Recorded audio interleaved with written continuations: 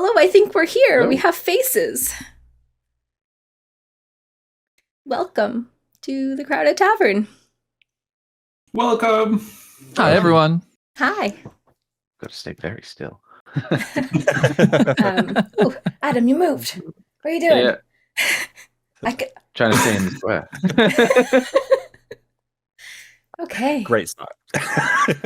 I can fix that. Don't worry. I'll make you a little bit bigger, but it's going to be like live on stream here. It's fine. I can do it. Oh. There we go. Is that better? You have a little bit more movement? I go down. All right. So hi. Oh my gosh. There we go. How do we start this? How do we? Amanda, just do as we rehearsed. Did we rehearse? Like, was I here for that? So I should have written a script.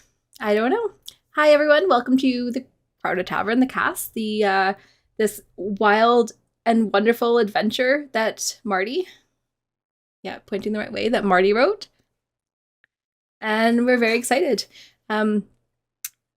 So let's go around the table, because we're pretending we're actually sitting at a table here, and just say like hi and who we all are. So Marty, as our dungeon master, would you like to go first? Okay, yeah, sure. My name is Martin, and everyone calls me Marty, so you can do it too. I got so lucky to pick the short stick, and now I'm the DM for this adventure. No, I volunteered. Don't listen to me.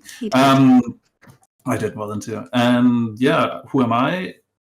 I don't know what do I even say. I've been doing some podcasts here and there. I've been a fan of Geek Herring since day one, supporting Amanda here, and been a subscriber as long as well. And I think that's me. Hi.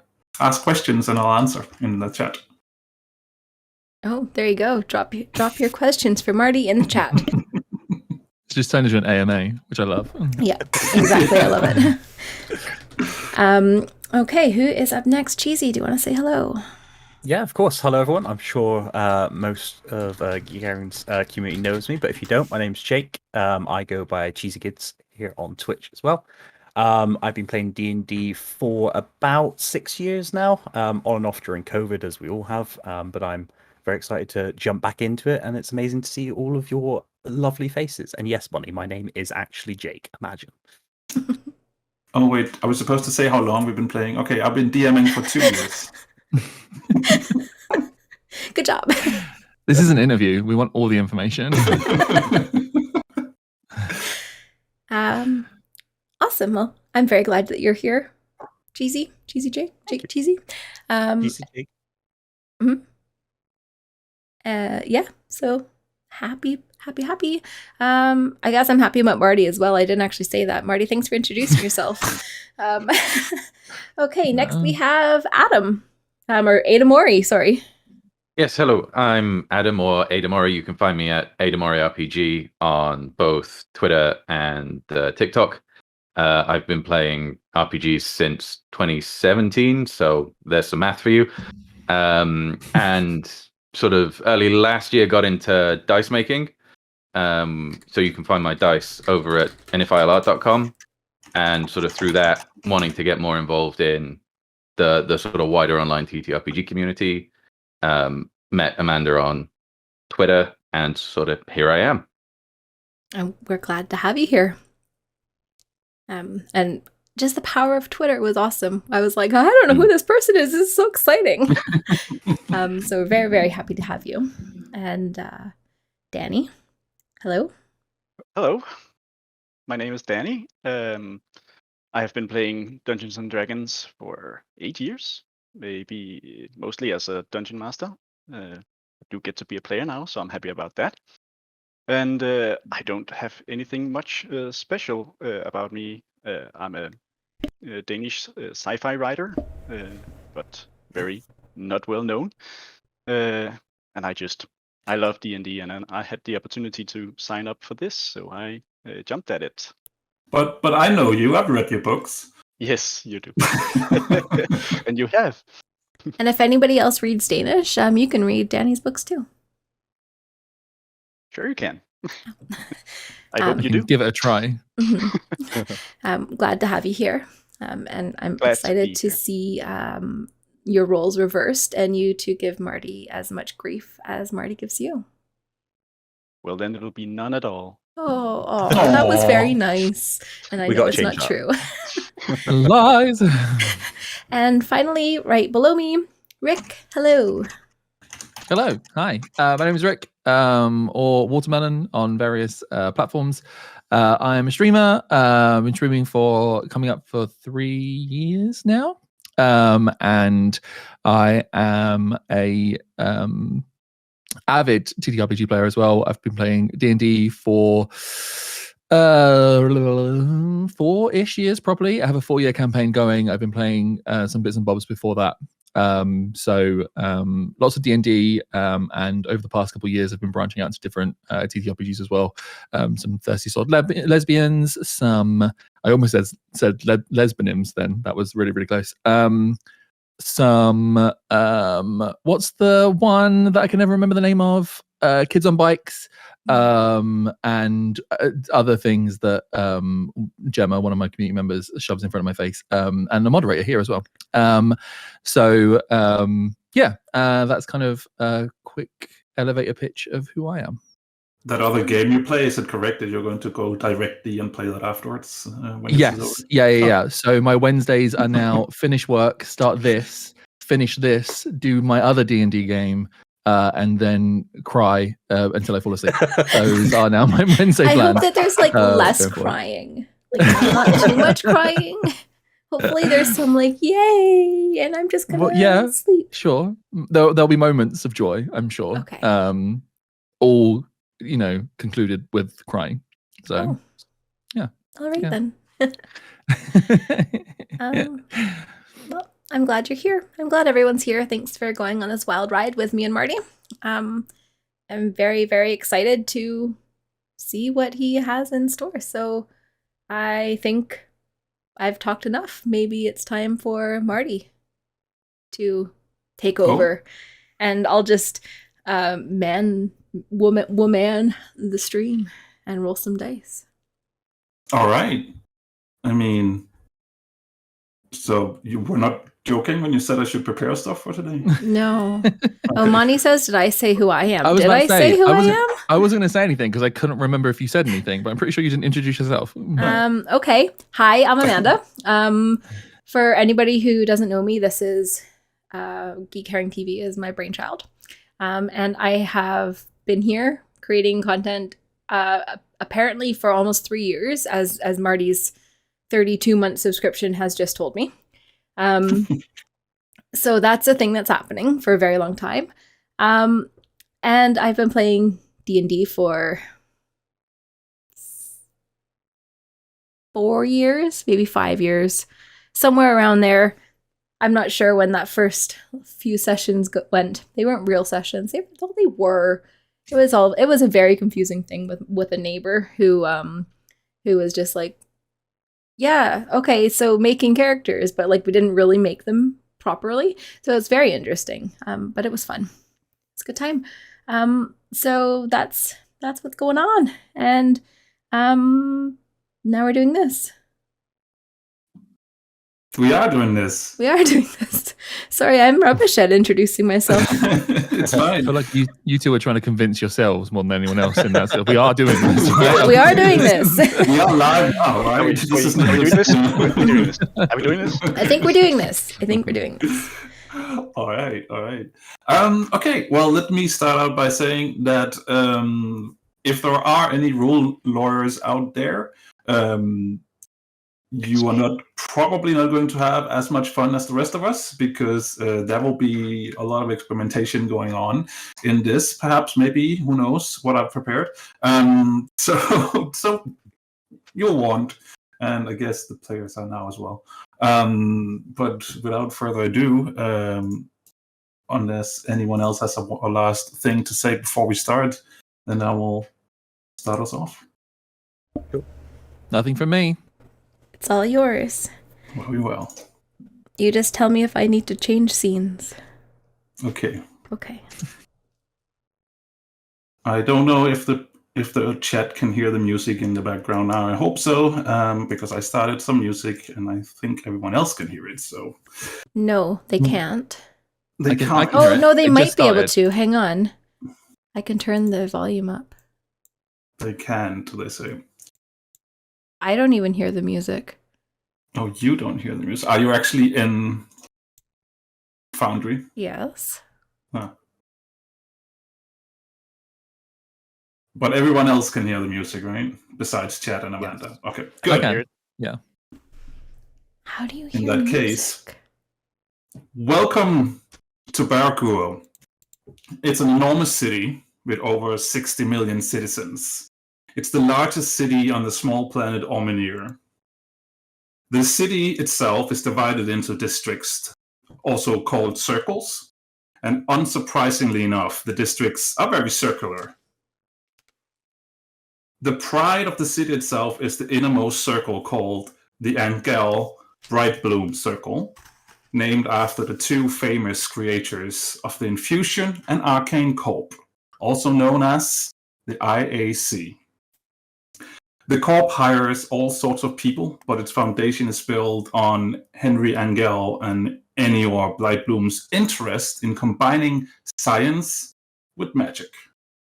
Henry being a wizard and Enior being an artificer, they set out to create amazing creations, and so they did.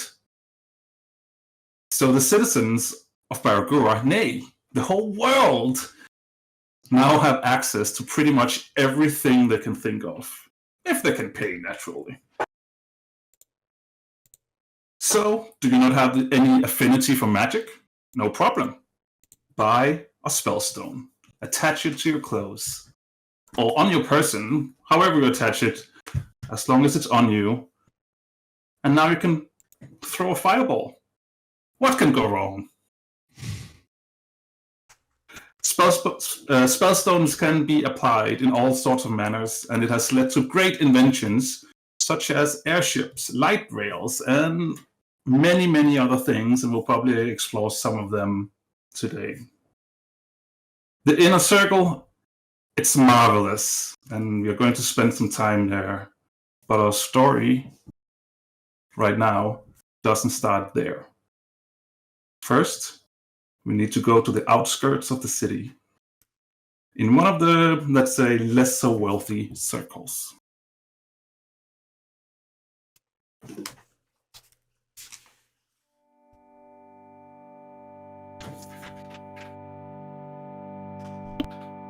We are on the outskirts. It's in one of the little bit more poor neighborhoods. We see an abandoned building. It has sort of like a fairly like a roof on top where you can actually even lie on the roof if you so wish. And there is actually one person lying on top of this particular rooftop, stargazing, looking up at the stars. Jake, if someone could see you right now, what would they see? They would see a fairly young half-elf. He's got fair brown hair, light tan skin, very golden eyes, and he's very optimistic about life. He likes to look presentable. Imagine the best Boy Scout you've ever seen. And he's just like this, arms above, stargazing and wondering what lies out there. Maybe not on this planet, maybe not here, but elsewhere, potentially.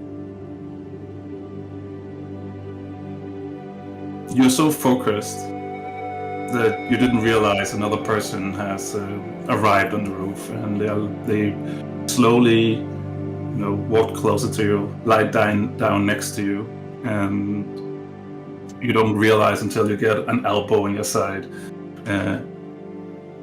and I already forgot how to pronounce her name, but it's Mila, I believe. Mila, yeah. Yes.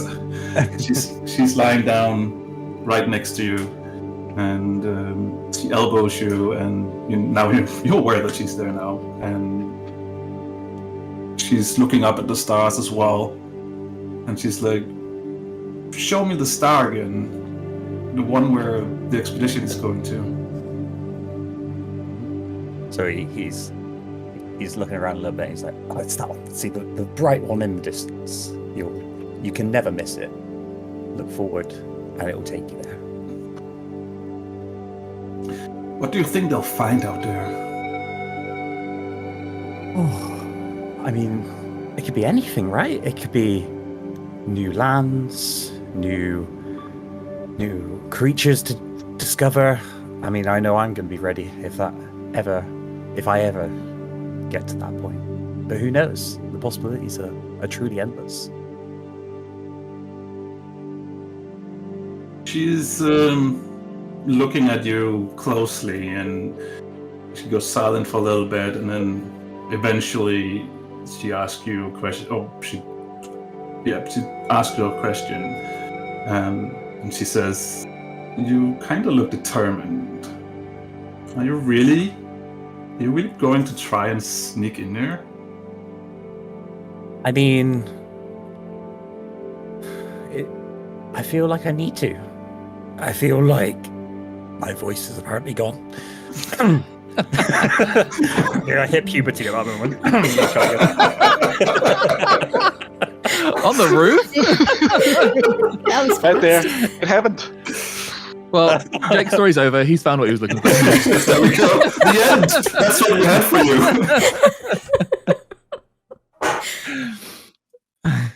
I'm not sure. But I feel like if I don't try, then who am I really becoming? I've drawn, I've seen, I've lived through such atrocities so far. And, with my trusty journal, who knows what I can find? But it's almost certain I need to document whatever may be out there. Even if it is just for you, for Kratos, for Kretus, or Scoutmaster, of course. But we'll see how that goes.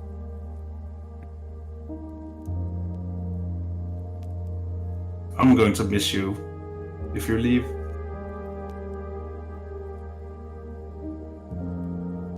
I'm also going to miss you, Mila. You've been one of my dearest friends ever since the orphanage.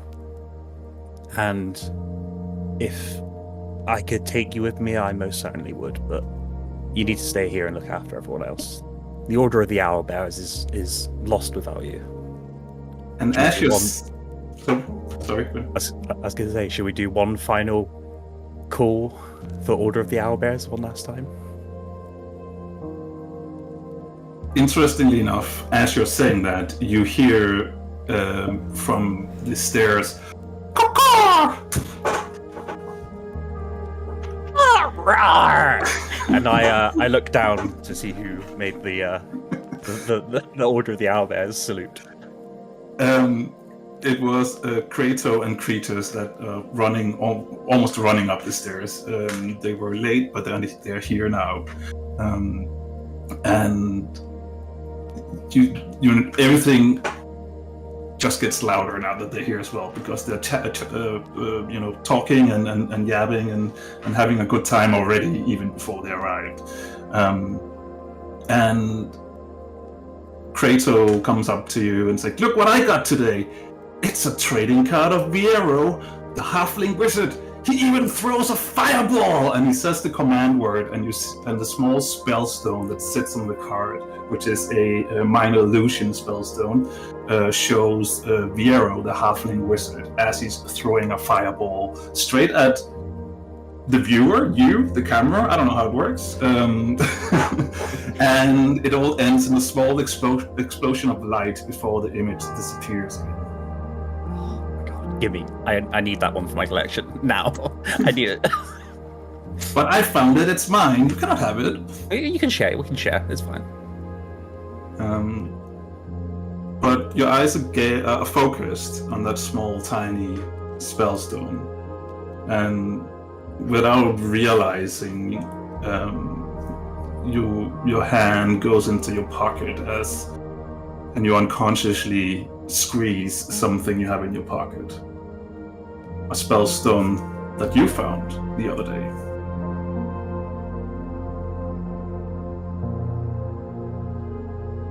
Fade to black, end scene. So, welcome to Benjamin. Anything you might want to add to Benjamin before we move on, or did you think everything spoke for itself right there? I think everything for a character introduction was wonderful, and I'm very excited about this character. So we'll crack on. Let's move on then. Let's move into the innermost circle, to a large building that takes up most of the space. It's very beautiful. If you think that a metal building is very beautiful, and apparently the creators thought this would be how it should look like. So obviously they thought it was nice. Inside one of the labs, we see a small goblin standing on a ladder, trying to adjust some of the equipment, and she's looking down to say something. Amanda, what is she looking down on? Or who was she looking down on? Oh, sorry, I was just adjusting some volume there. It was loud for me, so I'm sure it was loud for everyone else. I'm sorry. So she is looking, she's probably looking up to a very fit-looking scientist in a lab coat.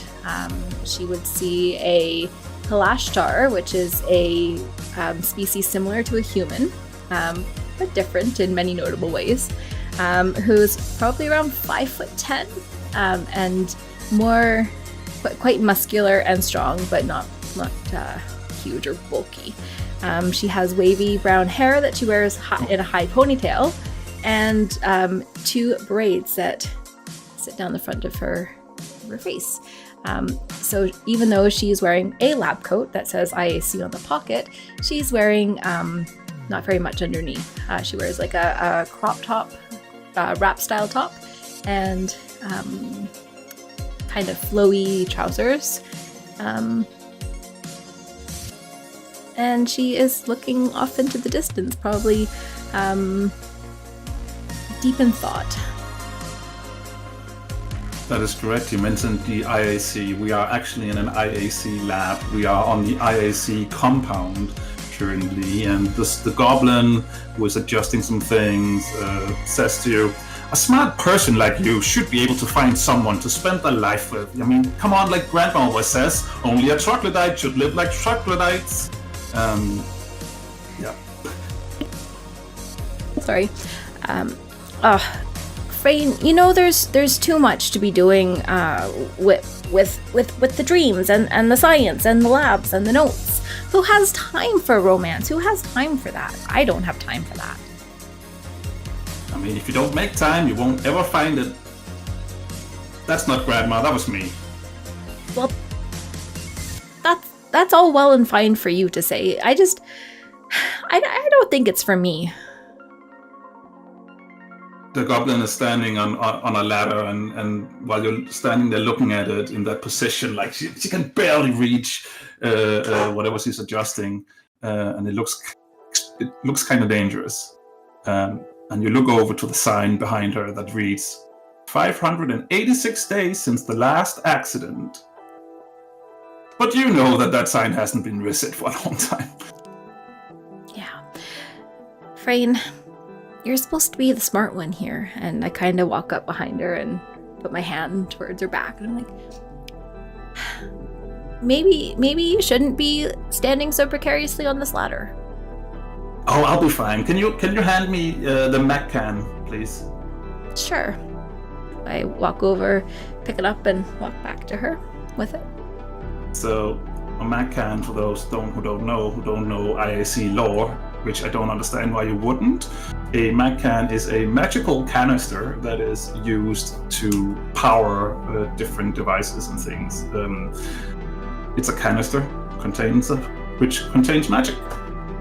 Don't ask how it works. Some smart ISC technician can probably go into a very long discussion about how it works. Anyway, Frayne is adding the canister and screwing the last few bolts in, and he's like, there, I think it's done. I think it's ready. What do you think? Did we miss anything? I don't think so. Everything should be fine according to my calculations. It looks like it will work just the way it's supposed to.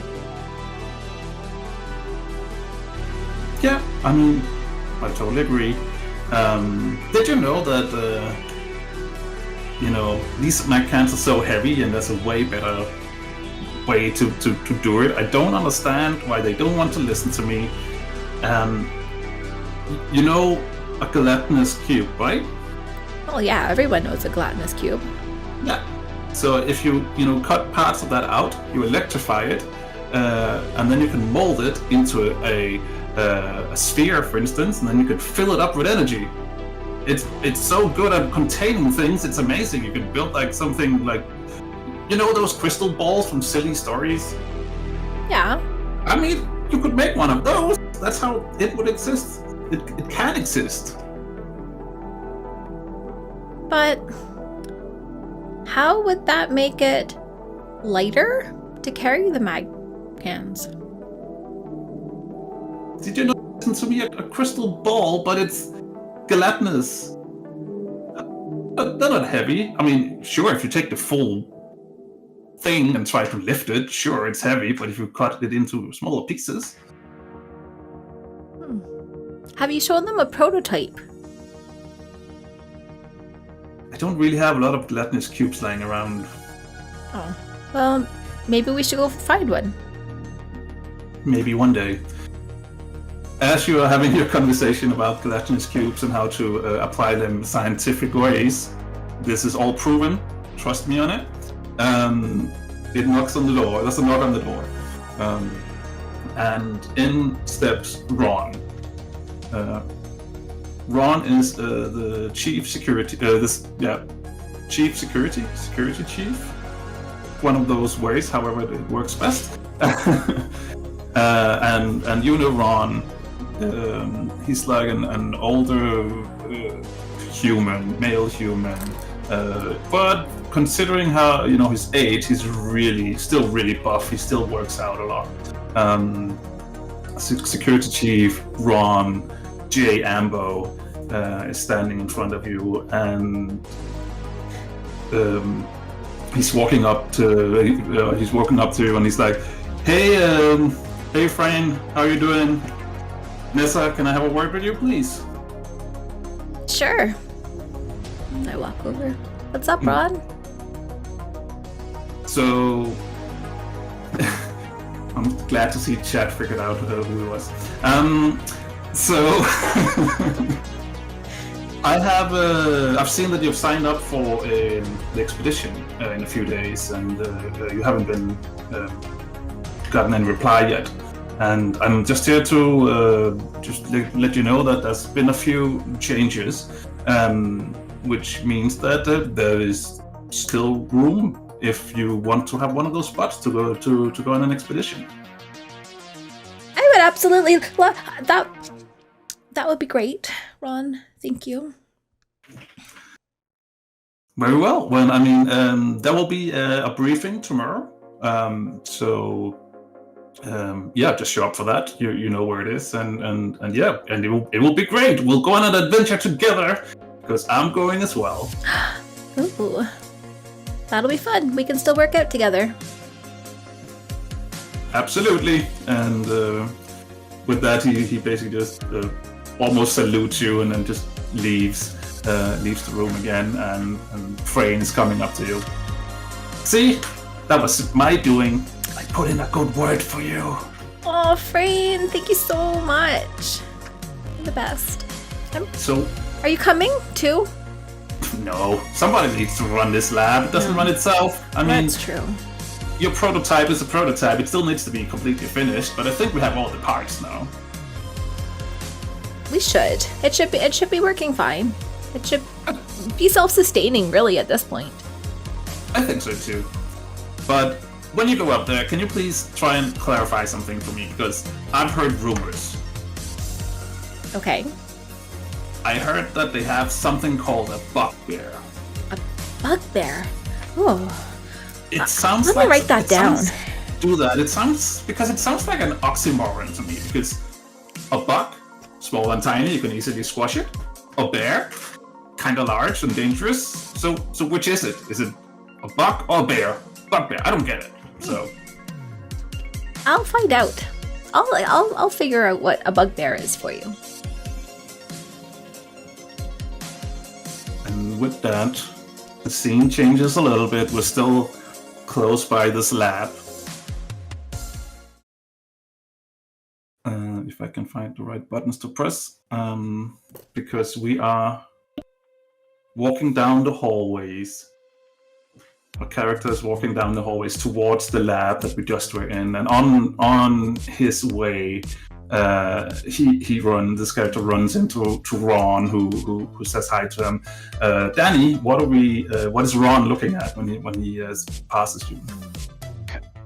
Well, Ron sees a quite tall and very lithe and athletic human-looking person, except this person has reddish brown fur on most of his body. He has very short, frizzled brown hair, and he has two small antler knobs on the top of his head. He has very dark, almost black eyes, and he wears simple, kind of hand-me-down looking clothing, and he looks a bit timid, a bit skittish. He's like always a bit slumped over, even though he could be taller, and he doesn't make much of himself.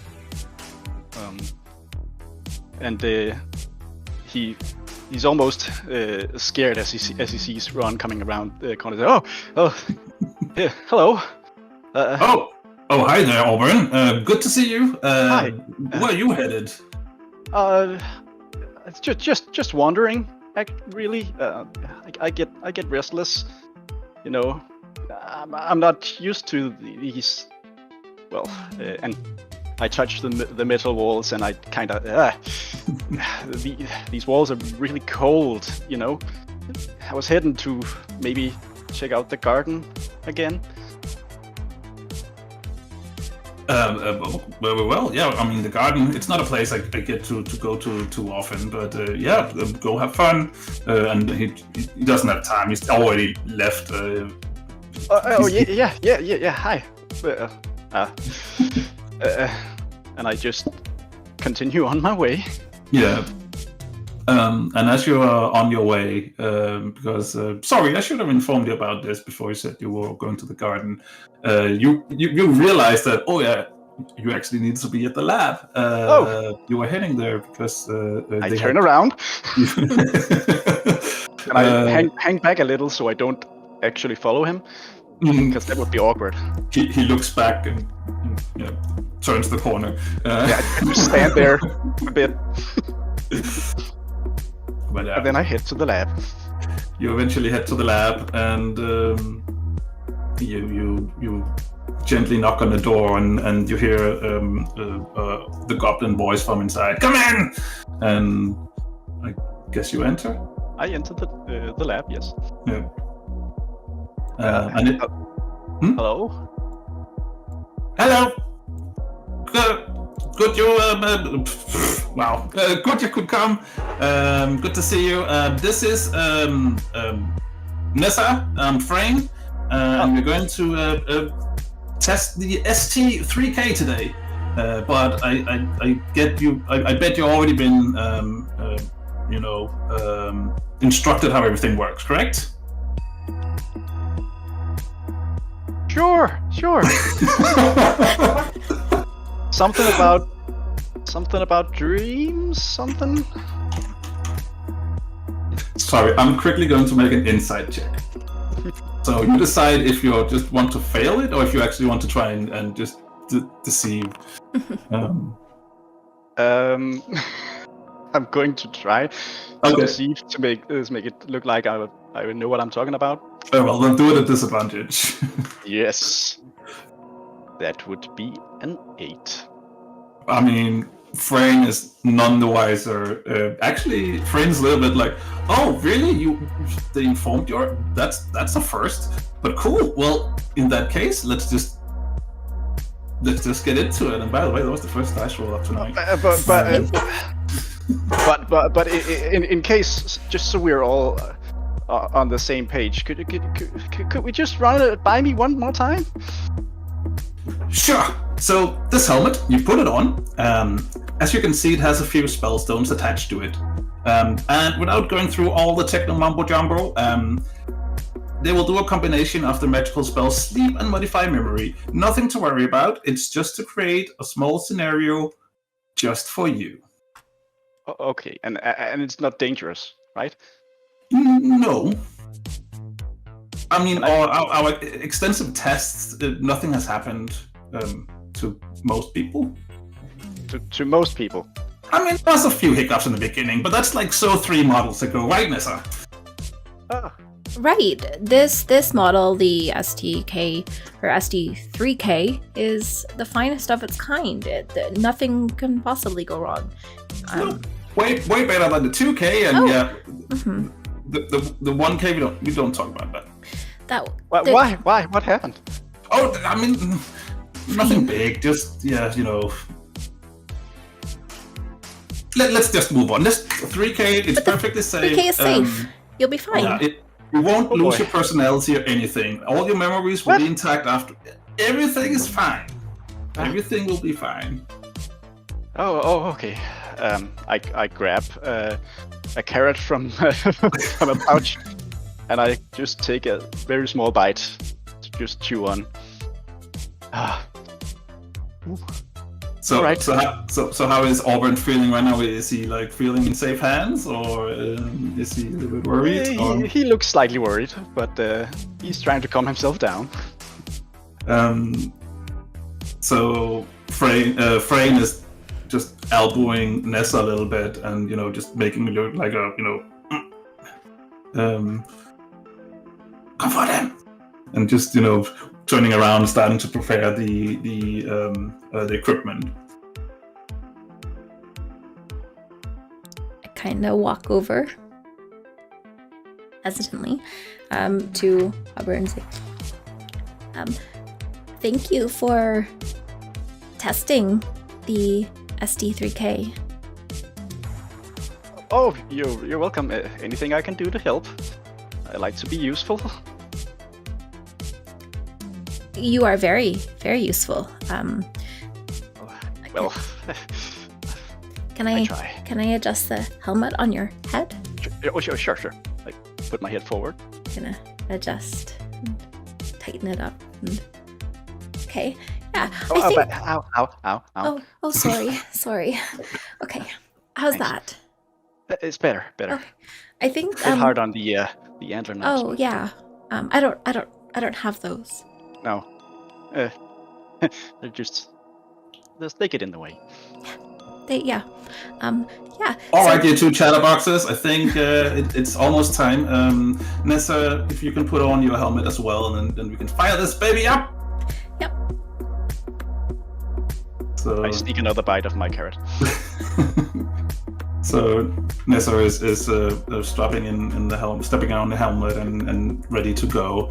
And Frayne is looking at you both one last time. So, ready for an adventure? Let's go. Okay, yeah. And I'll see you in there, Auburn. And one of those handles that you can pull down, like Frayne is turning around, pulling it down, and you can hear the Mac can starts booting up, and you can hear the sound of it's everything kicking into gear, and you get very sleepy, Auburn, which is This is so bad. You get very sleepy. For you, Neza, you've tried it a few times by yourself, so you're used to it. But for you, Auburn, it's probably a little bit weird to all of a sudden just go from being very jittery and a little bit unsure of what's going to just slowly. Oh, so tired. And you close your eyes, and all of a sudden, you open your eyes and you look around, and you're standing in a little garden. Oh. This is great. Yeah. It's wonderful, isn't it? Yes. Actually, I like it. I like it so far. It's nice. Yeah. It's incredible that this is happening in your mind, in your subconscious. It's definitely something. So what are we gonna do in here? You can hear sort of like very far away in the background. You can still hear the sound, but it's sort of like it's in slow motion, so it's more like way lower. And from very far away, you can hear half speed voice of Frayne being like, "All right, starting up the first dirt." So like in the back of your head somewhere, So, Neza, you have prepared, so you are not surprised about what's about to happen, but you might prepare good old Auburn here and telling him to maybe draw his weapon. Auburn, you should get your weapons out. And I pull out. Why? Is it dangerous? Oh no, it's no more dangerous than anything else you might find. Okay. Out in the wild. You did sign up for the security trainer, right? Well, yeah. Okay. Well, it's fine. You just want to get your weapon ready. Okay. I draw my bow, and I check my arrows that they're there. There are indeed arrows there. You have everything that you would normally use. And you notice a crocodile all of a sudden coming out of nowhere, of thin air, just standing over here. I hope you can see it on the map. I don't know if the chat can see the map. I can move the map. We can. And it's time to roll the first initiative because we're going into a little bit of fun combat. Initiative. Oh boy. 26. 21. Okay. 26 for Neza and 21 for Auburn. I'll just adding this in since you're rolling with your own dice. There we go. So with that, Neza, you're up. What do you want to do? Okay, so I'm going to come up next to Auburn and say, okay, this it can't hurt you in your body. I don't think. You don't think? No, it's fine. It's fine. So it's got teeth and large teeth. But we're in the dream world, Auburn. So it's okay. You'll be fine. All right, if you say so. Yeah, it's fine. Don't worry. Totally safe. I hope everything is going all right in there. Yeah. Okay. So we'll walk up together, and then we'll just fight this alligator. It'll be fine. Is it okay if I stay back here with my bow? I mean, comfortable with that. Yeah. Great. I'll do that. Okay. Auburn? Yes. You're up. What do you want to do on your turn? I will aim my bow at the crocodile. Mm-hmm. And I'll go, it's not real. Just in your dreams. And then I'll fire at the crocodile. Roll an attack. that will be 18. 18 hits. And I can re-roll that since I have Piercer. That was a 1. So slightly better. That's going to be 8 points of piercing damage. 8 points of piercing damage. And just like in the real world, at least I guess how you imagine the real world would be, the arrow hits, so you can see the crocodile, taking some damage. It's like it got hit by an arrow. But just like in the real world, is that the end of the turn, by the way? Well, I'll just do that one attack just to see if it worked. Yeah, so it seems like it worked, and just like in the real life, the crocodile got kind of aggravated by you attacking it. So it will use its enormous speed of 20 feet to move up towards you. It's fine. It's coming closer. It's okay. Ooh. And that's its turn, because it apparently can't move that far. And You can so see Neza- that Auburn looks really scared right now at the big teeth coming at him. I notice the terror on Auburn's face, so I'm going to just come right up, and I just have like a wooden practice quarterstaff here, and I will hit it for 20, dirty 20, 20 hits. and that is for 7 damage. 7 damage. The crocodile looked badly hurt now. It has taken an arrow to the knee and a punch in the face. So it's definitely not feeling too well right now. Okay. That's your turn? I could do more, but I want Auburn to experience this. Very well. Auburn, your turn. Well, as the crocodile came closer, he's now shaking and aiming his bow all over the place, trying to aim at it. So I'm going to take disadvantage on my attack and attack it. First was an 8. Second was a 6 plus 11, so that's 17. 17? Yes. Yeah. 17 hits. And there was another one, so I'll re-roll that again. That was a 6, so that is 11 points of piercing damage. 11 points of piercing damage. So, can you explain how you aim and hit and kill the crocodile?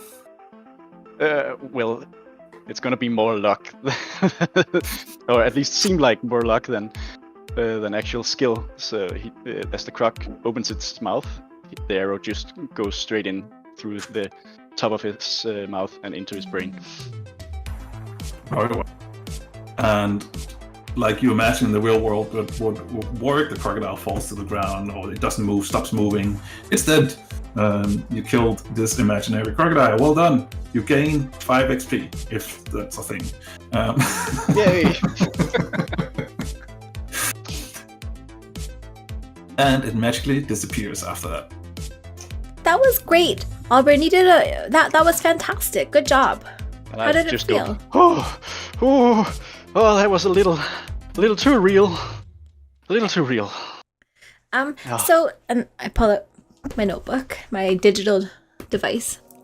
So, can you explain like the feelings that you had and how being in this virtual world, this dream world, impacted you and this crocodile hunt? Well, I would have liked to have been warned that there would be like things with big teeth. Mm-hmm. But otherwise, the garden is nice. I like the garden. Oh, this was my design. I like the garden too. And actually, as she says that, Auburn, you notice that it kind of looks similar to the garden that you're training in, now that you're looking around and actually taking it all in. Oh yeah. Well,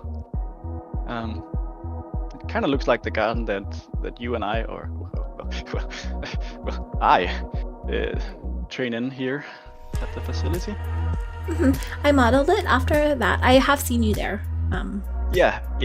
I mean, of course, I've seen you there too, but it's not like I wasn't, but it's not that large, the garden. So of course you notice another person's there.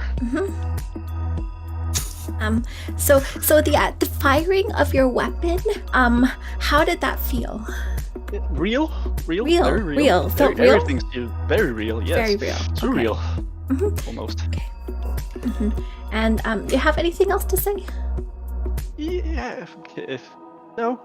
Okay. Okay, nothing else to say. Okay.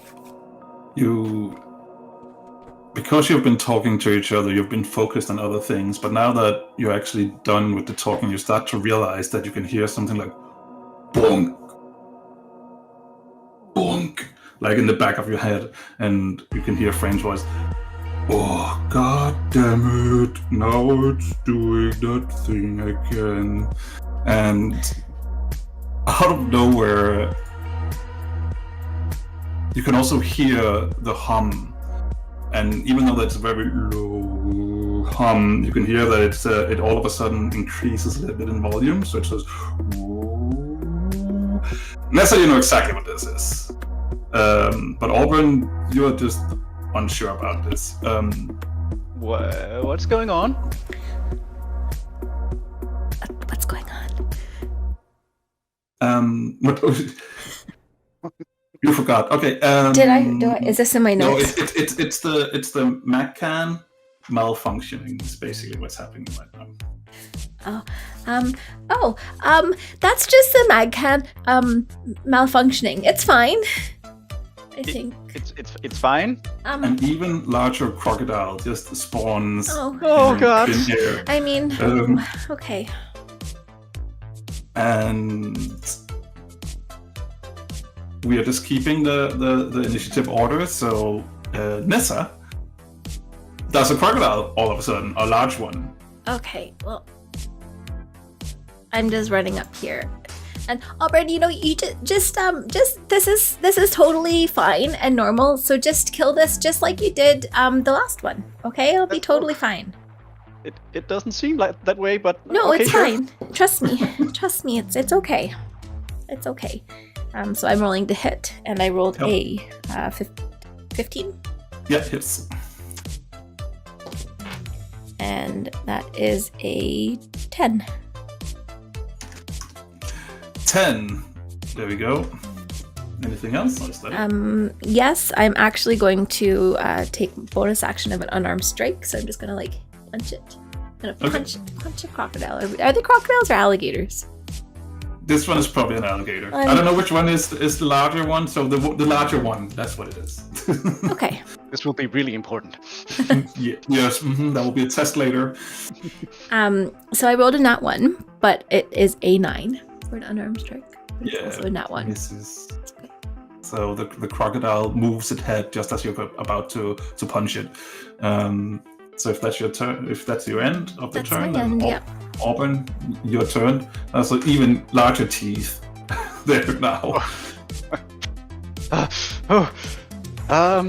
I need to calm down. It's not real. It's not real. It's And okay. I'm going to try to calm myself down and take 3 attacks on it. First attack, I'm going to do it at disadvantage. So that first attack is also a natural 1. So I just fire somewhere into the growths. Yeah, it just goes way overhead. And I try it again. It's another natural 1. So Neza, can I get you to do a dexterity saving throw? I just need to see if any of these arrows are actually hitting you, or if you just... No, 26.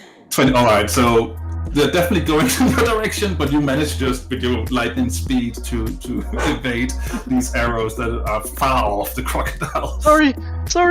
It's okay. I'll try my last attack. Okay. That is a 5 plus 11, so that's 16. That hits. And then I'm going to use Arcane Archery to do a grasping arrow. Okay. So it takes another 2d6 poison damage. And first, the damage of the arrow is 13, Yep. and then it takes 8 poison damage, and then it's thorny vines wrap around it and hold it in place. If it moves even 1 foot, it takes 2d6 damage more. Nice. Then it is the crocodile's round, who is now entwined in. I am also going to move Oh, sorry. further back. Fair enough. The crocodile, which is now rooted in place, turns its head at Neza and is going to try and attack her. And it has multi-attack. So let's have one of each. 24. That hit. 24 hits. And the tail is a 17. Hit? Just hits. Just hits. Okay. So by attack first, you take 19 damage. And 15 damage on the second one. Okay. That's fine. I'm gonna take that. Okay. Does it look like she's actually getting hurt? It looks like it hurts, yeah. Oh no. I mean, I guess. Well, actually, Neza, are you trying to hide that it actually hurts being bitten? Yes. Okay, then let's have the deception roll, I guess, and then Auburn, if you can roll insight. Okay. I rolled 13. 4. 13. That's right. So no, it looks. Neza is like turning, being bitten, turns at you, thumbs up, everything's fine.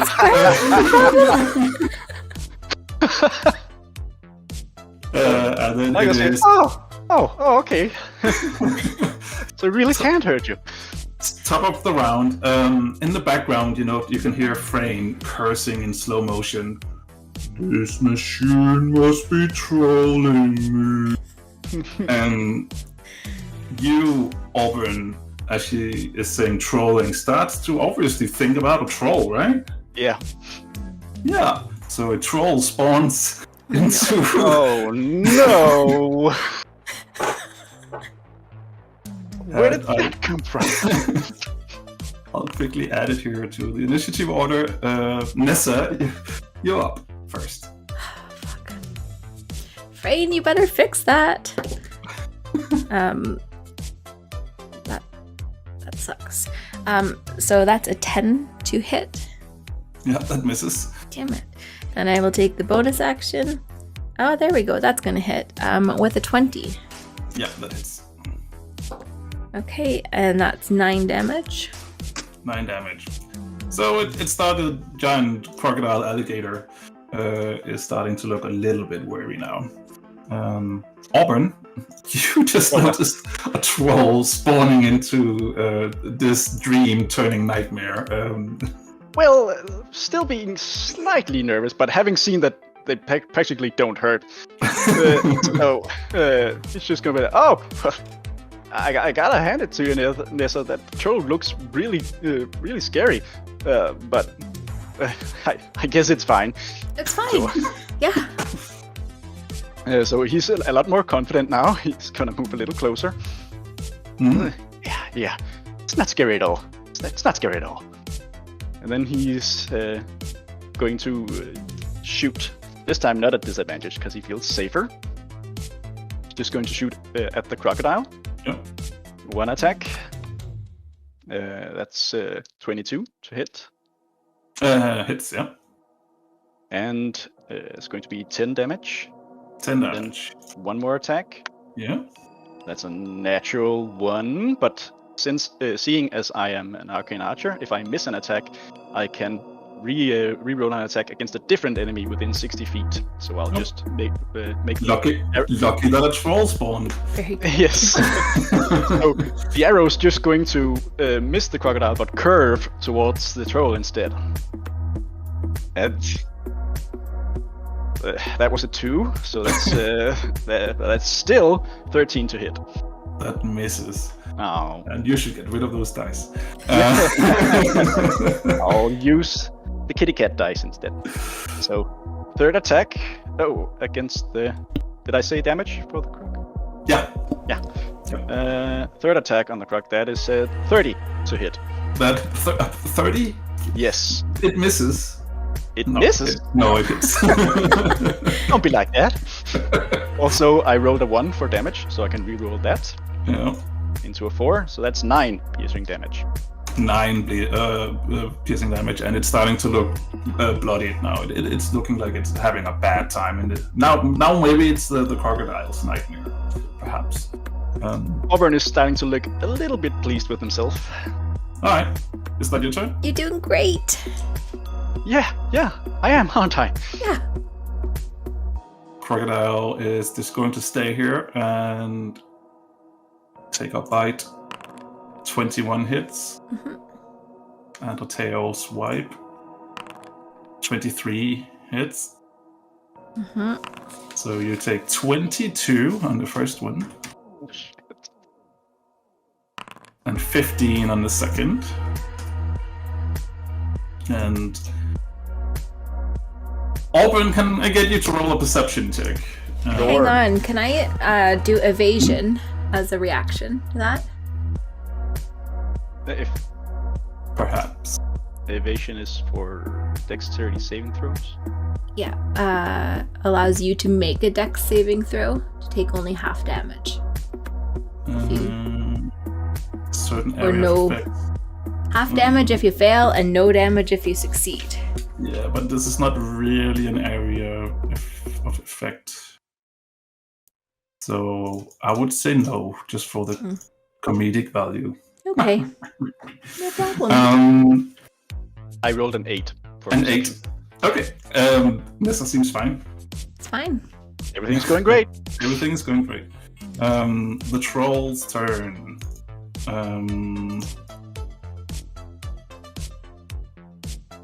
It runs up to you. And it kind of has the sharp teeth as well. I look at it and I'm kind of, it's really close. Good thing they can't hurt us. Let's see. It has 1 bite and 2 claw attacks. Wow. So let's see how that rolls out. 19 to hit. That hits. That was the bite and 2 claws. 17. That misses. So 16 also hits. Misses. So it's only the bite. So it is clawing at you, but you're just sort of like, moving out of the way. This is easy. And then it takes a bite at you. And it does 8 damage to you. And you can now feel that it hurts. It feels like real. It feels real. It feels real. It's real pain in your mind. So I go, ho, whoa. Yeah. What was that? That really hurt. Am I hurt? Am I bleeding? You're fine. It's Am I fine. bleeding? You hear more slow-mo hammering, and whatever you do, don't think of dragons. Dragons? Don't think of them. Think of puppies. Puppies. Did you think about dragons or puppies?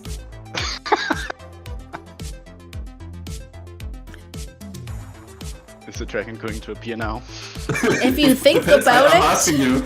I'm asking you. Can I roll for what I? Sure, roll for it. All right. I guess below a 10, I think of a dragon. Okay. Above a 10, I think of puppies. Okay. If you get 10, can it be a dragon puppy? I get 13. So Alright. Puppies. So a bunch of puppies pop up in the dream now, and they're all running up to you and licking you. I'm really confused. I'm hurting.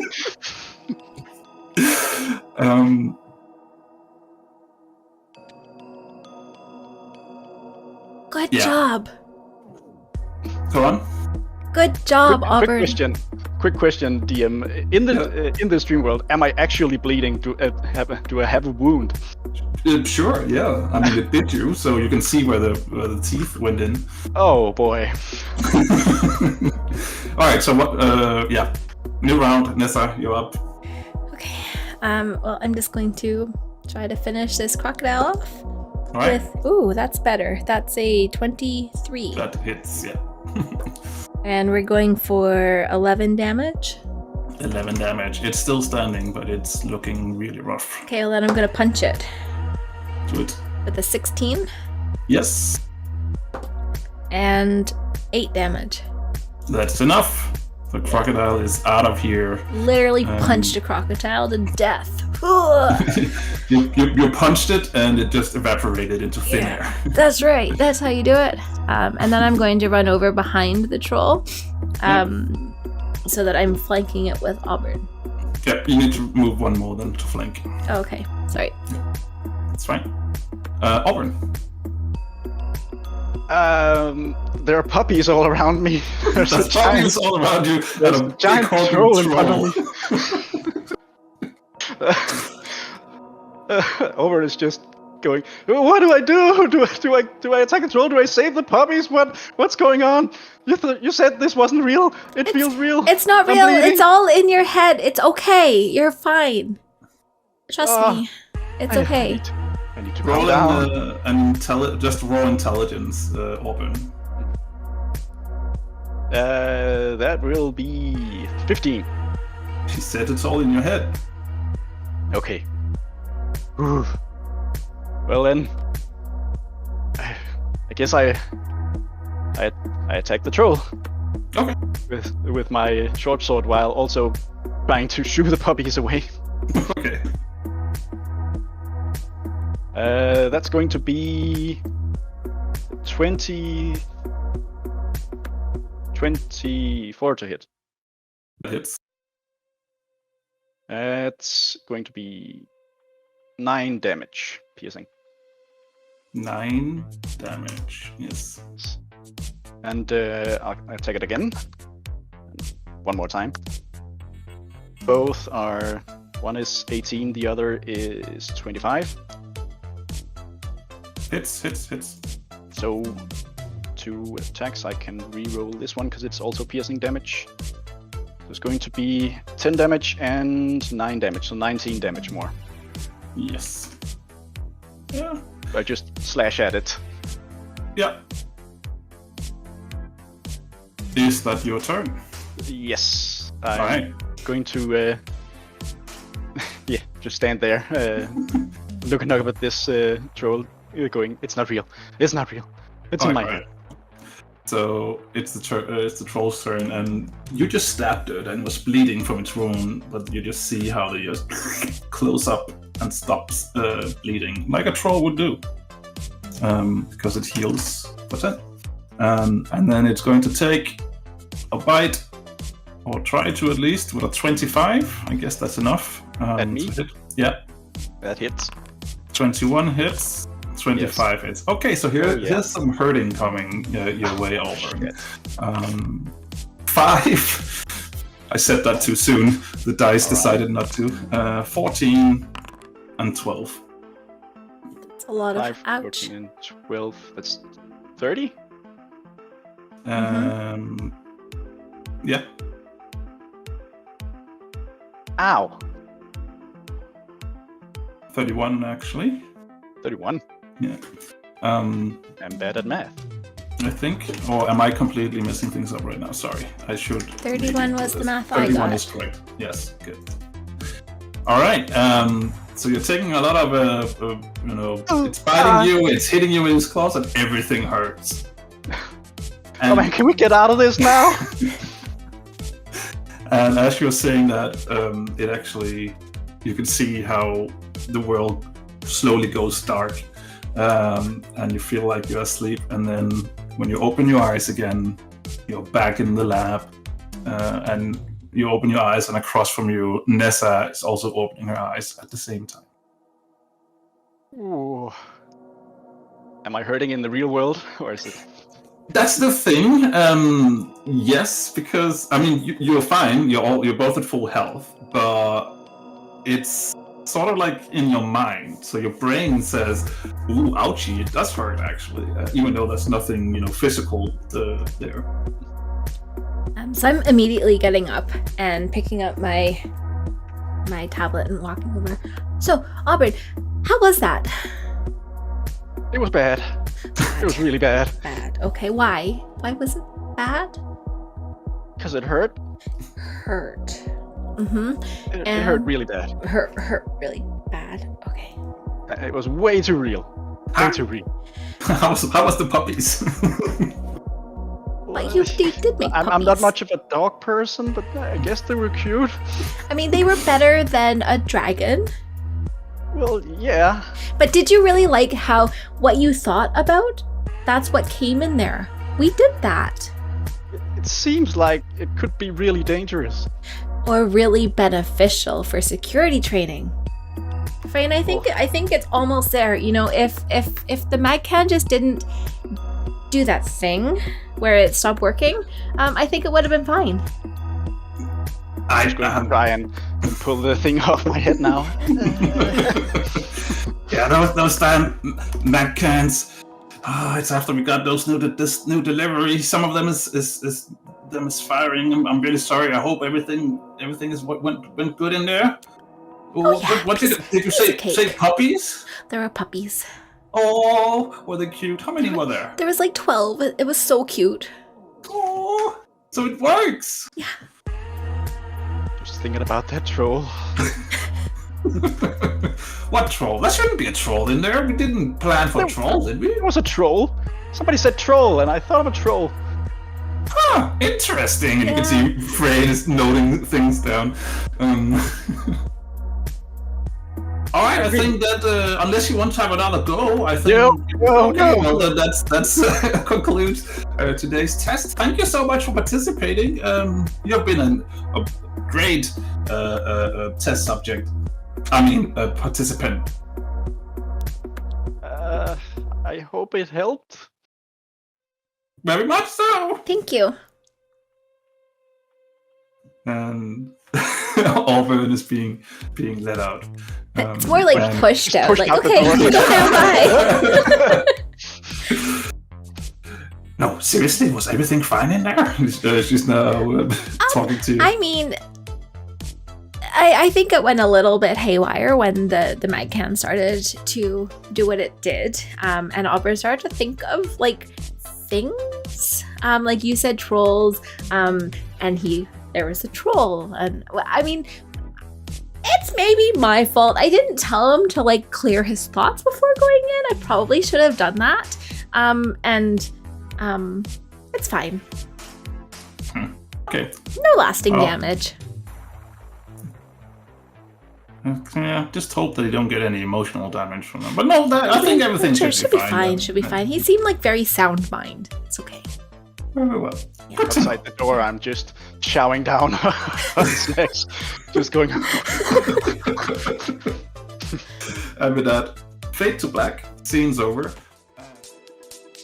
So the IAC has explored and discovered, or at least proclaimed, that they have discovered everything on this planet there is to discover. So some people in the IAC started to become a little bit bored with the current world. So they started to see if they could explore other places. They started with exploring planes. Didn't go so well. Dangerous places to be. It did create a few heroes, adventurers who came to the ISC's aid throughout the time when they did weird experiments with different planes, but it weren't suitable tourist destinations for anyone. So the ISC started to look towards the stars. They found out that there are other planets. They found out that with some of their amazing tech, they can actually make lasting portals that, that reaches that far, and they can go and explore different planets, or at least one planet they've found so far. And they have already sent a few people up to this planet to start exploring. And in a few days, the next expedition will be going. And the IIC have spent the last month of gathering people, a few months to gather people and train them. One of these people is Arleem. So I don't know, Rick, if you want to explain how Arleem looks like. Sure, yeah. So Arleem is a kind of a cheeky character. He is an Asimar who has been traveling for quite some time now. And he... Am I doing just physical looks or character? Whatever you want to do. I'll do the spiel then. Yeah. I'll do the spiel. So he's been traveling for some time now, away from kind of his home community, for maybe reasons that we'll figure out a little bit later on. But in general, he is quite outgoing. He's very happy, happy-go-lucky. He kind of talks and makes friends with anyone he comes into contact with. He is a bard, and he is relatively average height. I'd say like 5'10", 5'11". He's kind of got long brown hair and wears like a eclectic mixture of clothing, but always has some sort of armor on because 9 times out of 10 his mouth gets into trouble that he needs to be able to sort out pretty quickly. So he's always kind of relatively battle ready. But you'll probably find him somewhere in a tavern. You might find him in one tavern one day. You'll travel a bit and find him in the exact same tavern in another town just a couple of days later, because he never sticks around in one spot very long. He is, as I said, very, very cheerful, very happy-go-lucky. However, he also is a little childish, some might say. Some might refer to him as a little bit childish and a little bit maybe annoying, but definitely happy-go-lucky first. All right. So speaking of tavern, Arleem has actually been headed out to a tavern this night because he have heard about this. Because rewind. Because Arleem has signed up for this expedition through the IAC, and he has been picked. So the last, probably, I don't remember how long I actually rode, but a month, something like that. Is that correct? Arleem has been roughly in the same spot. He got his own little apartment at the IAC he can use as he sees fit. And there is this legendary IAC tavern that only people on the compound can have access to. And there is also this very specific bard duo that he has heard about that he really wants to check out. And today's his lucky day. They're playing at the tavern called the Roaming Rogue. And you are now actually at this tavern. And you have never seen anything like it. I mean, the tavern itself looks fairly standard tavern-like, but then there's a huge stage. And there's some large boxes on the side. We've never seen anything like it, but you can see that they all have small spell stones on it.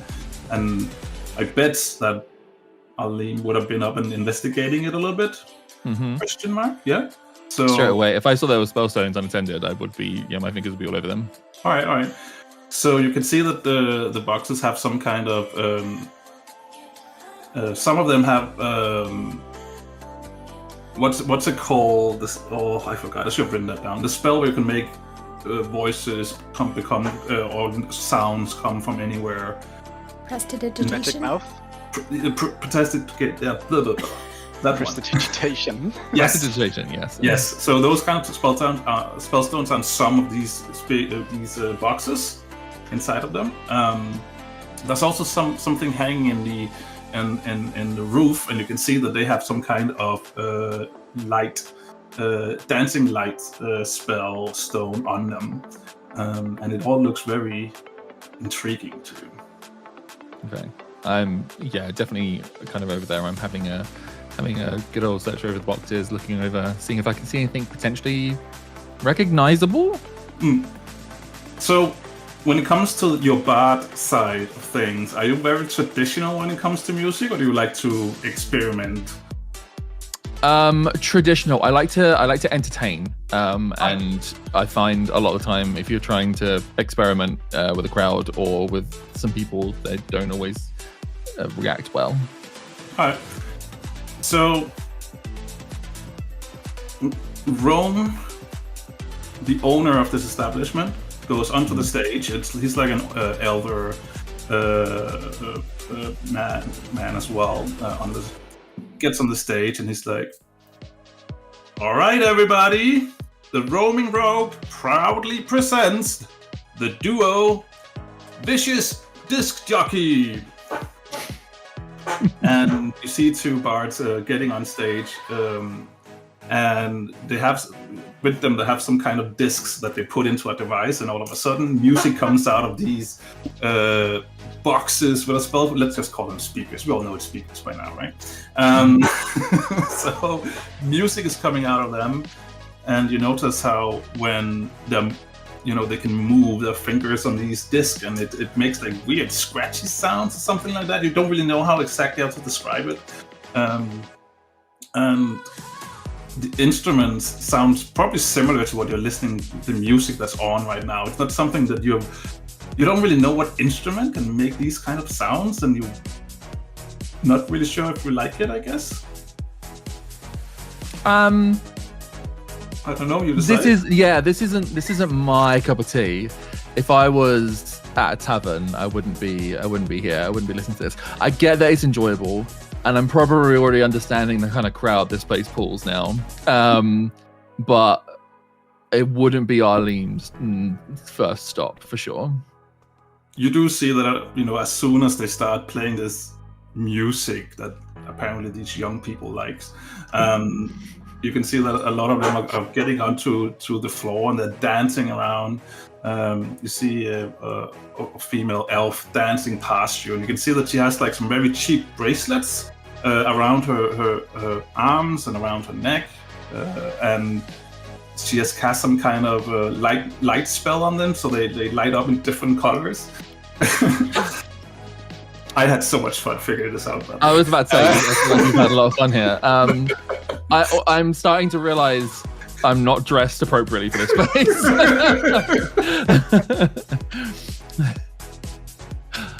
So yeah, are they going? Yeah, exactly. they are. So yeah, Chad is completely right. The Roaming Rogue has turned into the Raving Rogue, I guess. Yeah. Nice. Or the Roaming Rave. So yeah, you can see that more and more people are getting onto to the dance floor. Are you staying up there, or are you heading to the bar? What are you up to? I will head to the bar first. I haven't got this place quite figured out yet, so I need to understand what's going on here first. So I feel like heading to the bar, understanding a bit more people, maybe getting some info from whoever's serving drinks to these ravers would be good. All right. So you head up towards the bar, and you probably feel a little bit, as you said, it's not really your scene, so you're next to yourself. And at the end of the bar, you notice, like randomly, you're just looking around at the bar, and randomly you just get eye contact with like a weird dude just standing there, and he's staring at you. And on his shoulder, he has an owl with its head like in a 90-degree thing like this, also staring at you. And interestingly enough, like right behind him, there's a sign that says "Familiars not allowed." My first question was going to be like, is that owl even allowed in here? That seems a bit wrong. Okay, I'm kind of like looking at the bar, standing there, waiting to kind of like potentially be served, whilst also eyeing over to this odd individual who keeps staring at me. Well, I say keep staring at me, has not let up staring at me. He's not being subtle about this, is he? He's staring at you, and now that you come to think about it, you don't believe that you've seen him blink either. Right. Is the owl moving? The owl is also just sitting there staring at you. Right. Okay. Maybe it turns its head to the other side. Okay, so the owl does move. Okay, so this isn't like some statue that I've just died with. And then... Okay, cool. Sure. Just wanted to double check. So this is real. Okay. I'm a little bit uncomfortable, but also not 100% streetwise. So after a good clear minute of not staring, I decide just to go up to this person and then ask what the hell's going on. So I walk up to this. How big is this person? You said they're quite large. Like normal sized human, maybe a little bit, tall of a human, maybe. Okay. Yeah, that's fine. That's fine. Okay, cool. Yeah. Okay, so yeah, I walk up to him. I'm like, hi. Can I help you? You seem to be staring at me. Adam, can you please explain how your character looks like and introduce yourself? Sure. So obviously there's this guy who's sort of very pale face, slightly cracked skin, completely glassed over on his eyes. He's almost staring through you, and then he has this midnight black owl on his shoulder, who's sort of much more lively and almost like seems much more interested in you. He's moving around a lot more, sort of looking at you from various angles. Okay. Do you respond to my question of why are you not looking away from me? So the man says nothing, but the owl says, "You don't seem like the type to be in a bar like this." You muted. You muted yourself. Rick, you're muted. Sorry, apologies. When you say the owl says, literally the owl moves its mouth? Yeah. Right. Okay. Cool. A little bit shocked at that. I'm kind of like, oh, whoa, okay, wasn't expecting that, because I was clearly directing all of my attention to the person. But I've seen worse. This is, I feel like I've seen worse. I've traveled a lot. So I'm like, oh, sorry, apologies. I didn't know I was talking to you. No, you're right. This is Red, not he doesn't really my speak scene. much. Sorry? Don't mind Red. He hasn't been very talkative these past few years. Years? Okay. Have you looked into that? Maybe there's a more permanent problem here. There definitely is. Yeah, he's somewhat deceased, I'm afraid. Right. Okay. So you thought maybe bring him to the rave would, I don't know, spark some life back into him? I mean, walking is just so much effort, and when you can do these things, why not? Okay. Wait a second. Two moments. So you are using this corpse as your walking mechanism. Is that what you're trying to tell me here? Beats flying. It beats flying. Okay. I think we just saw a TikTok clip right there. Okay. That's amazing. Arleem will take not a step back, but there is a bit of a movement of okay. Sure. You take a step back. Can I get you to make a dexterity saving throw then? Oh god. Sure. Let me. Where is it? Here it is. I can't open my character sheet. There we go. Dexterity saving throw. Did you say? Yes. 13. Okay, you need to beat a 14. Okay. So you walk backwards and you bump into someone who apparently is standing behind you, and they're standing with the beer. So as you're bumping into them, they are spilling the beer all over themselves. Oh god. Oh, I'm so sorry. I just found out that this is a corpse. It was a little bit startling. I do apologize. Can I pay for them? I'm really, really sorry. You turn around to look at whoever you bumped into, and you're just looking into a chest. and then you look up because it's a huge Goliath dude with like completely bald. Hi. You're damn sure you're going to buy for the next one.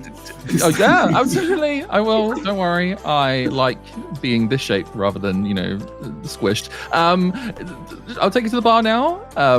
I keep glancing over at the corpse behind me. Okay, so you're just going to buy this dude on your beer. Yeah, I'll buy him a couple drinks. Sorry You're about muted, that. Adam. Sorry, just saying that both the corpse and the owl are still staring at Rick. The owl's head's now completely upside down, sort of looking up at you. This is weird. This is not the attention I usually get in bars. This is really bizarre. I shuffle over to the bar. I throw the barkeep some money to cover for the drinks. I'm noticing that the eyes are not moving, not leaving, and I'm starting to feel really uncomfortable now. So I return to the owl. I'm sorry, what was your name? You said this fellow is red, and your name is Strix. And you are? I am Arleem. It's lovely to meet you. You're not from around here, are you? No. Actually, I only joined a couple months back, joining the IAC on this expedition to a new world. I couldn't say no to that. You're on the expedition? I am, yeah. Do you know about it? I'll be joining you. Oh! I'm your security detail. Oh, okay. And will you be bringing lots of corpses or just this one? As many as necessary. Certainly intending to pick up a few in the new world as well. Right. Okay. That's not worrying. It's like this. Okay. Cool. So you just pick and choose on the day, or whatever suits our purposes. Right. I won't lie, Strix. This is weird. This is hard. I'm used to it. I'm a little freaked out. So what brings you, apart from security, to want to go to another world? I kind of feel like anything could beat this city.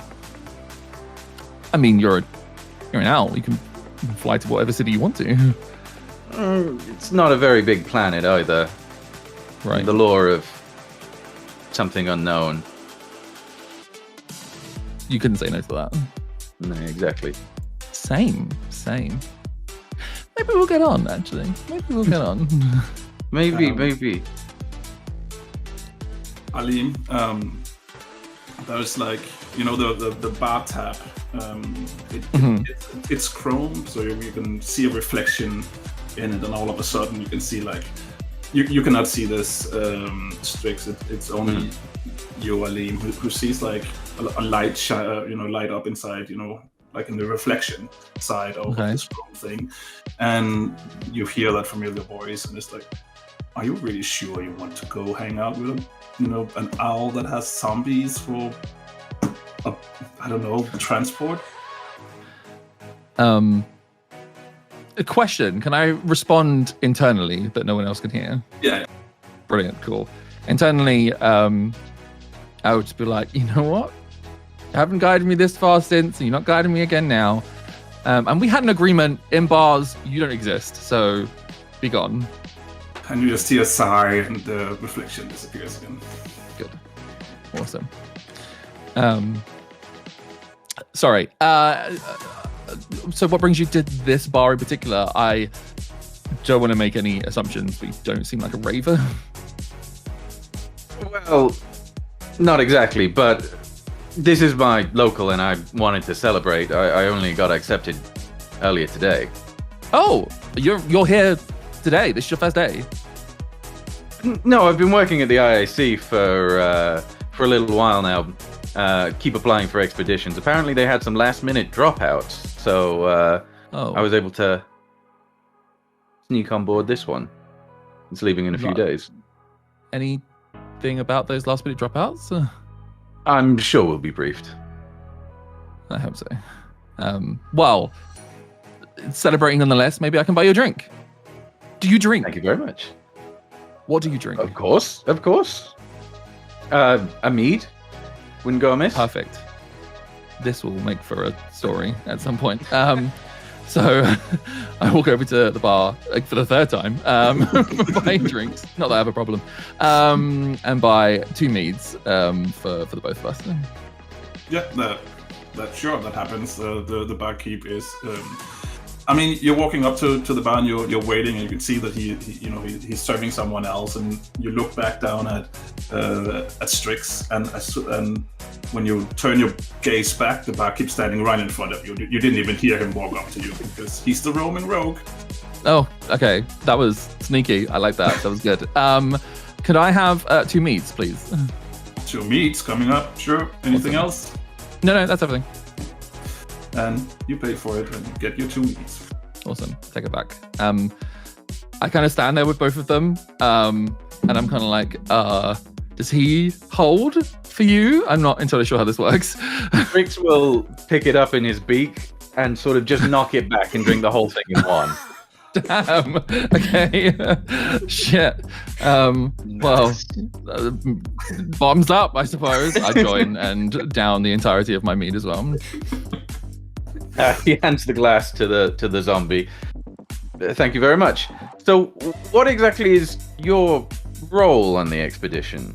Oh, to be perfectly honest, I'm waiting for some briefs. We've done a lot of exploring. We've had training here, and we've been exploring. I don't really care, to be honest. I just want to get off the planet. So when we get there, whatever they want me to do, I'll do. But I have the idea that it's going to be something to do with helping them explore whatever it is we find. I assume you have some sort of useful skill if you've been accepted onto the expedition. Define skill. I don't know. Are you an experienced sorcerer?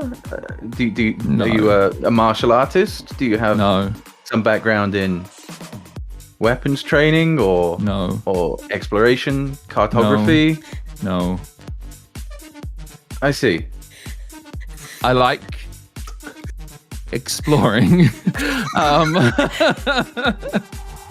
I'm starting to feel you see a slight turn as Arleem starts to question his self-worth. I mean,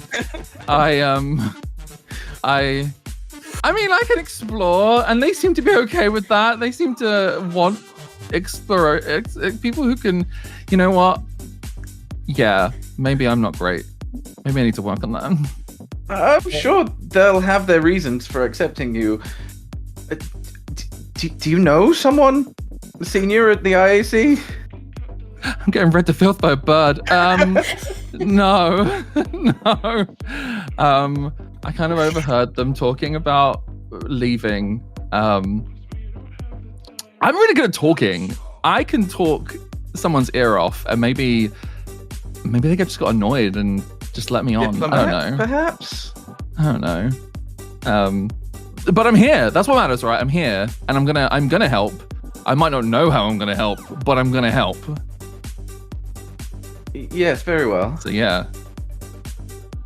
I think I need another drink. And with that, you're having a few other drinks. Probably together, talking, trying to figure this mystery out. And eventually, I want to find this again because I got a cool thing from the chat. Or if I can't find it, then it doesn't matter.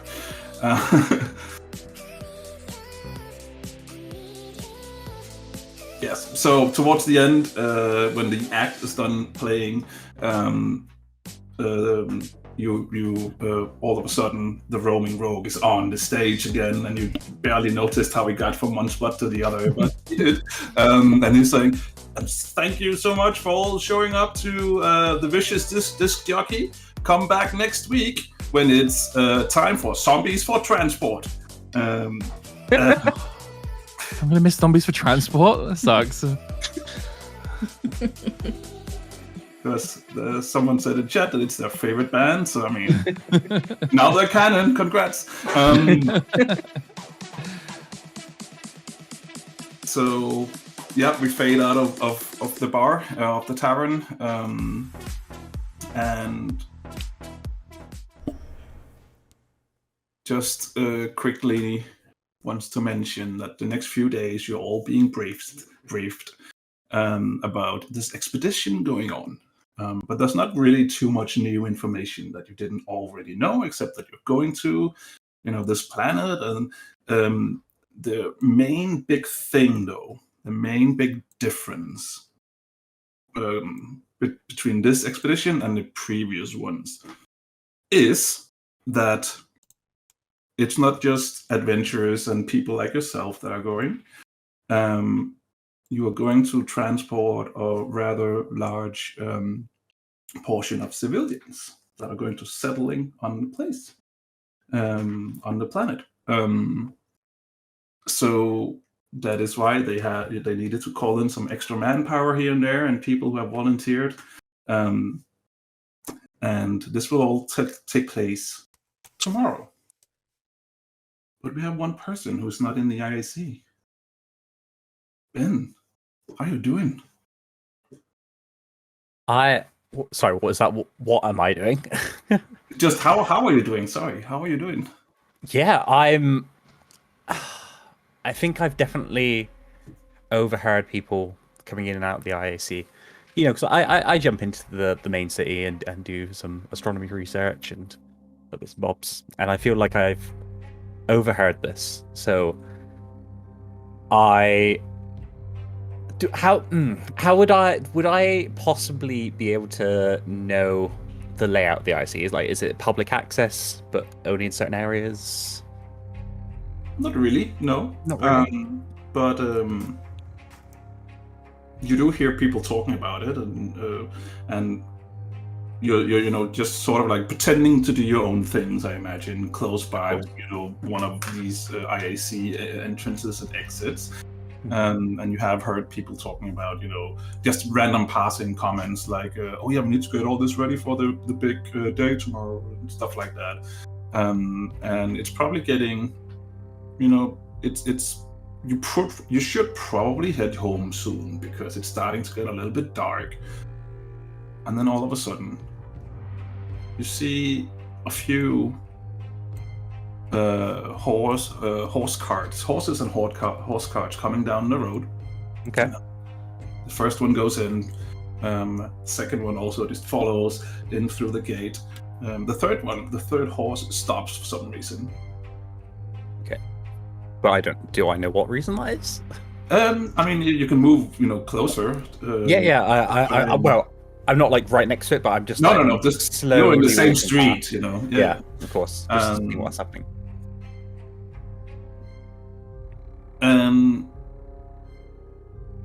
Because the IAC are, spending all the big bucks and all the big and best they can get.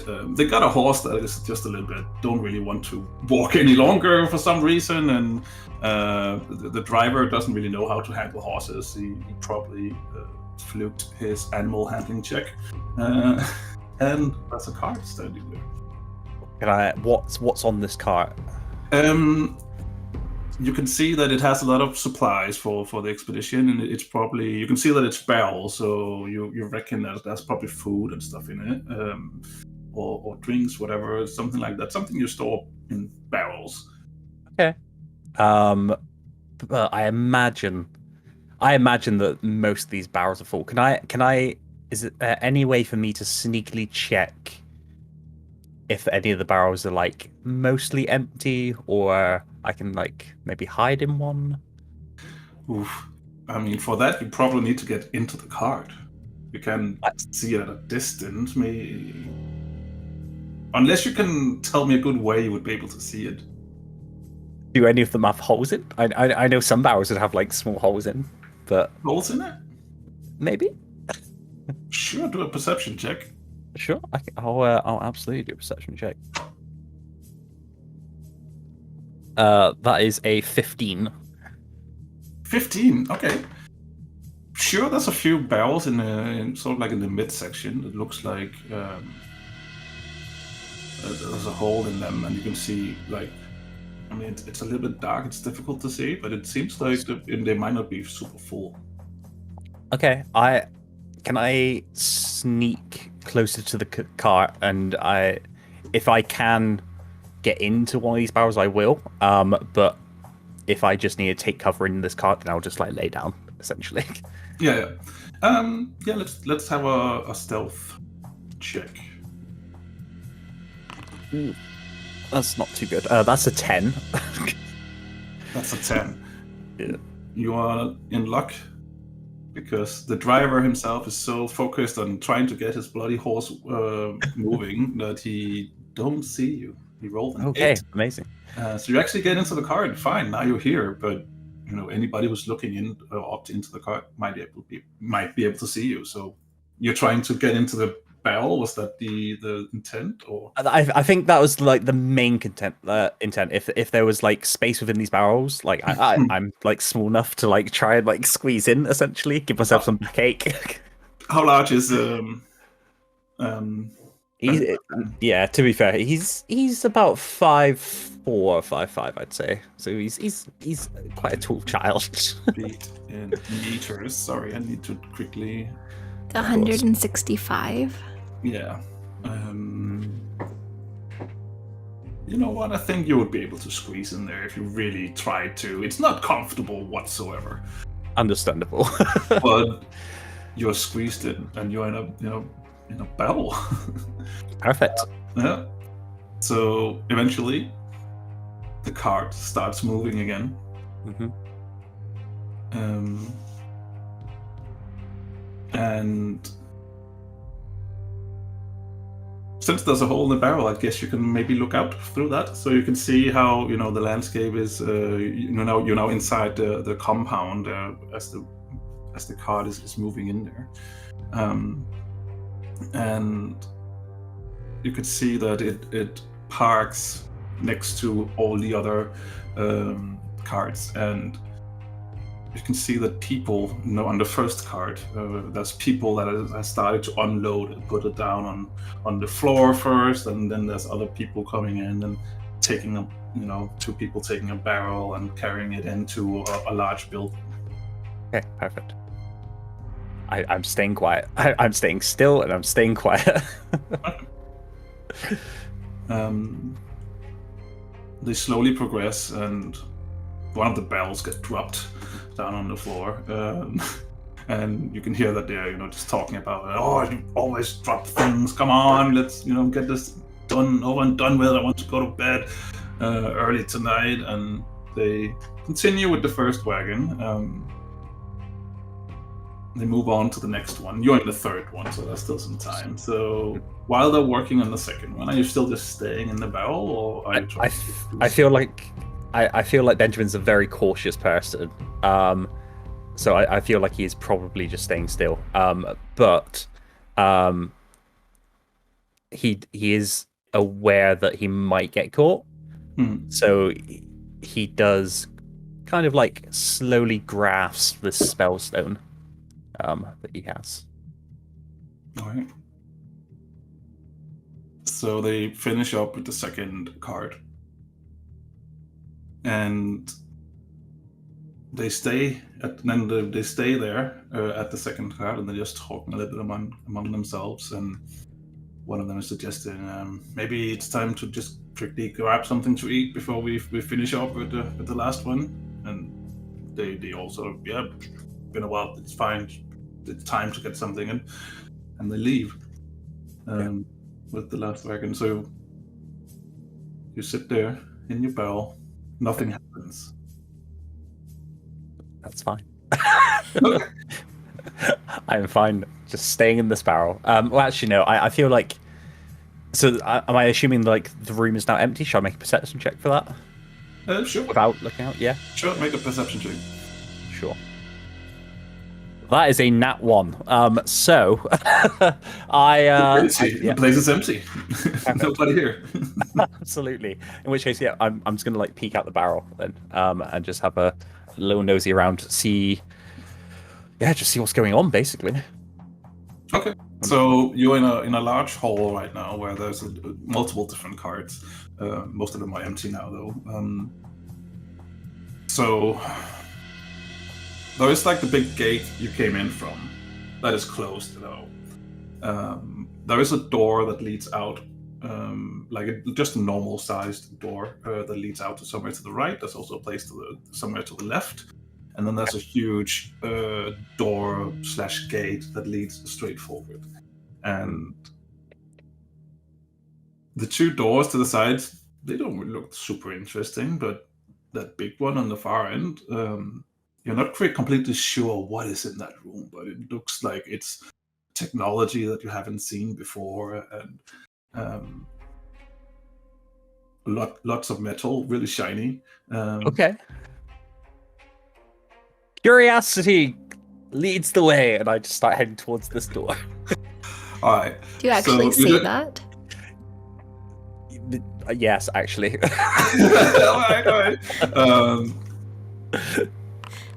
Okay. So you hear someone from one of the rooms. What did you say? Just yelling out.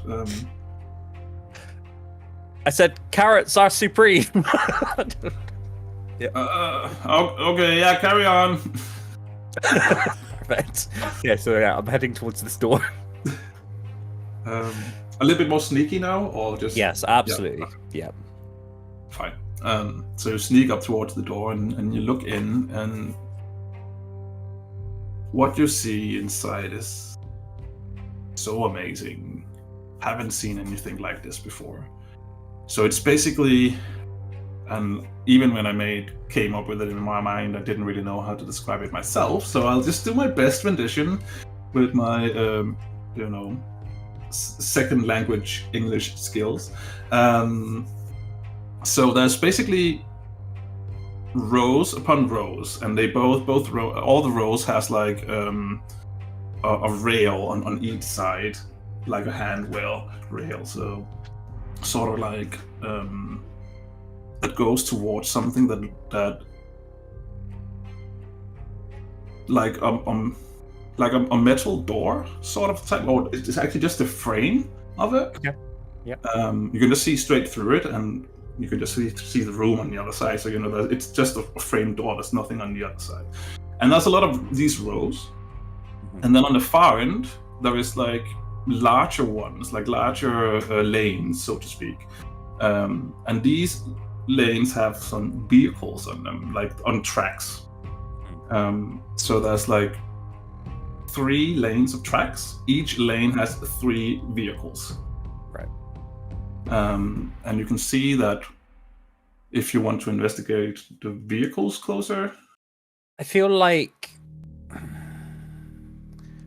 so these aren't like normal looking like cars. These are like something that probably Benjamin's never seen before, correct? Yeah, it's nothing he has seen before. I mean, it is, it's sort of like a sort of train, but the tracks lead into an empty doorway. It makes no sense. How does this work? Of course. Okay. Yeah, I'm inching closer whilst trying to still be like stealthy after accidentally shouting about carrots. All right. So you do notice that. So there's 3 lanes. Mm-hmm. And 3 vehicles in each lane. The first vehicle in each lane, the one closest to the doorways, all have equipment in them. It looks like. Okay.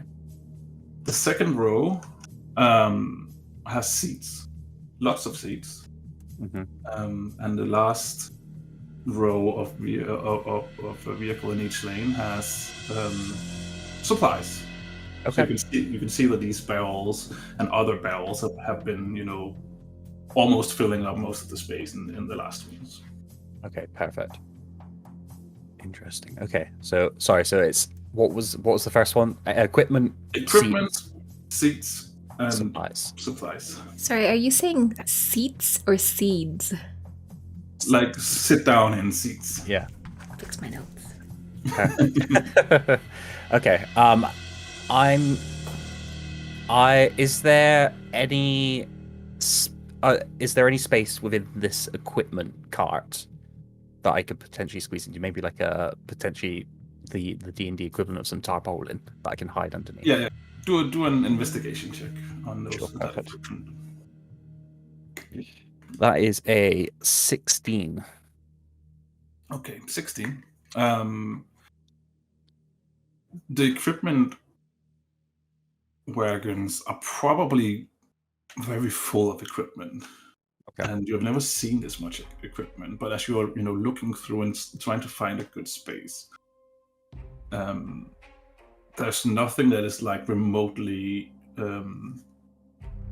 comfortable places to be or sit for a longer time, because the expedition is not until tomorrow. You kind of you probably want to sit at least moderately comfortable, and these ones doesn't seem like they have it. You do though find interesting equipment, like some of it is like what's it called,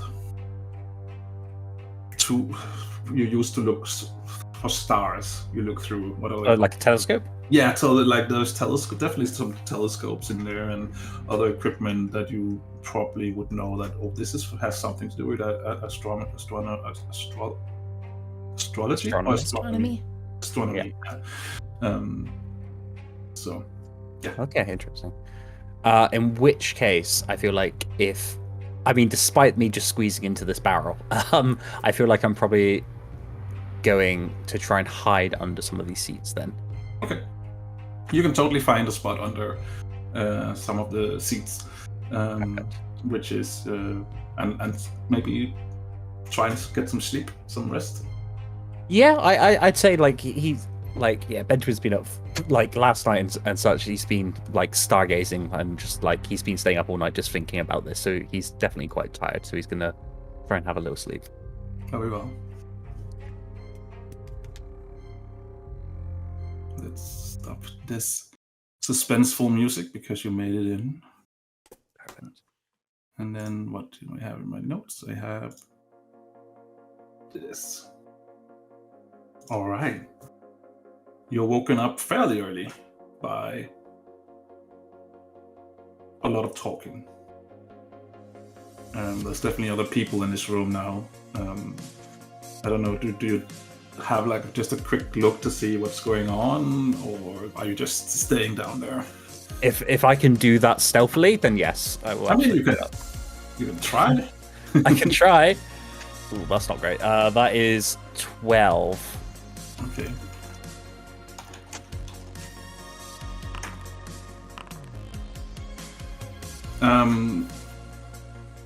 You take a quick peek, and it seems like people are pretty busy doing the things that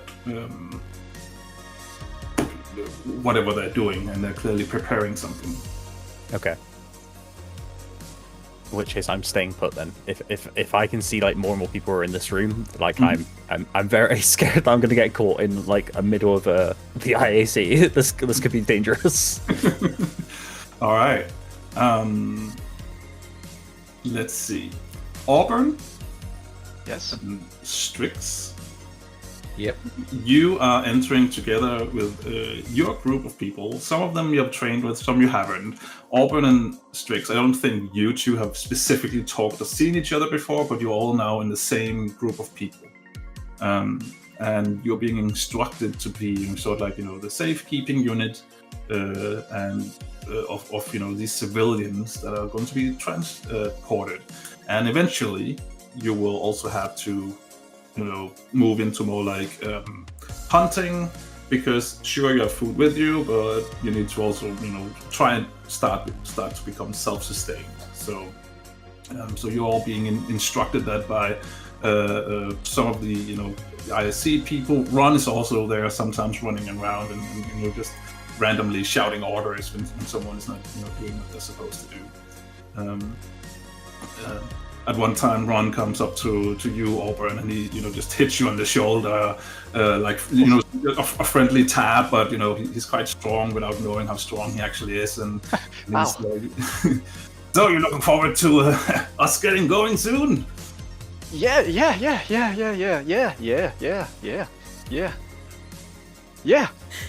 Sure. Yeah? Yeah. Oh, okay, good, very well. And then he moves on. He's busy. And at one point, another point, he's like, Strix, I think we need your friend's strength. We need to carry some stuff from over here to over there. Can you help with that, please? Oh, of course. How big is the thing that we need to lift? I mean, it's some crates and random equipment, and just for you, just weird equipment that you don't really know what is. Sure. I'll pull out. I'll sort of, with his talon, he'll reach into his feathers. He'll pull out a little sheet of black material, which he'll unfold and throw on the floor, and then another couple of zombies will head out, so that those three can be carrying over whatever needs to be carried, while Strix sort of is mostly not paying attention, mostly listening to the briefing. Neza, you eventually join as well, and Arleem, you will be joining as well to this group of people. You can see how the room is just slowly filling more and more up. Who has the highest passive perception? 14. Probably with 20. With 20. Okay. Yeah.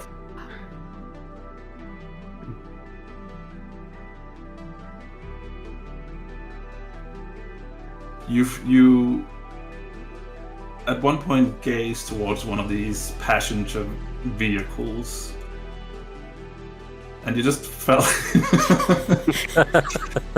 and you sort of just felt like at some point that you saw some kind of movement over there, but you're not completely sure because you were focused on other things as well, so you're not completely sure that if you saw anything. But I can imagine that the owl head is just spinning around, having a look over there, seeing something maybe moving, and then back to the briefing.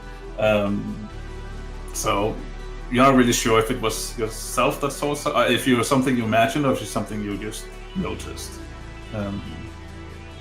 Can I quickly cast Detect Thoughts? Sure.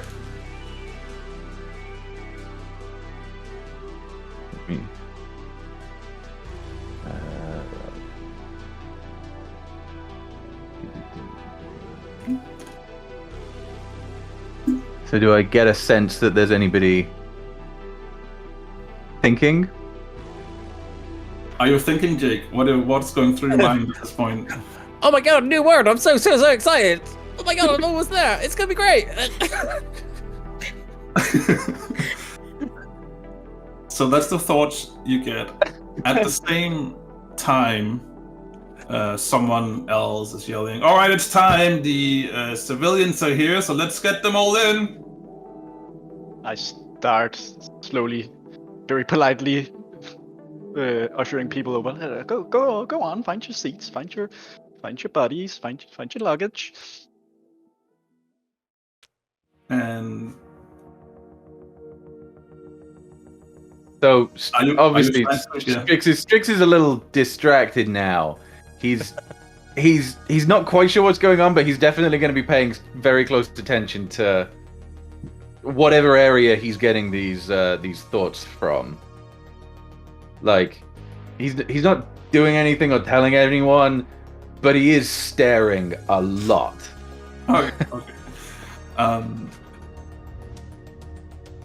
So the civilians are being guided, and Auburn is helping them getting into their towards the vehicles. And Ben, you do notice that other people are slowly starting to get into these vehicles. You're sitting like all the way just as far down a seat as you can as these people just walking in. And people are sitting down, taking seats, and nobody really pays too much attention to you.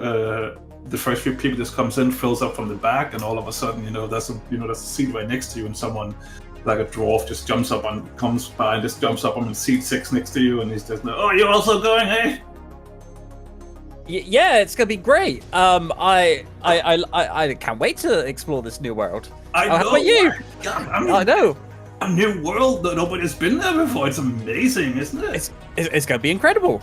Have you heard that they might have something called bugbears up there? It sounds so crazy. bugbears, and I bust out my bestiary and just start like bear, just underline.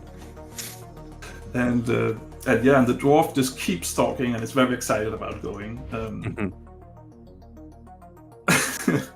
Are they bugs or are they bears? Yeah, that's the big question. So, Neza, you are walking around checking that all the equipment is still there and looks intact. I am. I'm very much at the equipment vehicles, like looking what is there, and in particular making sure that there's going to be enough power sources for my lab equipment. Yep.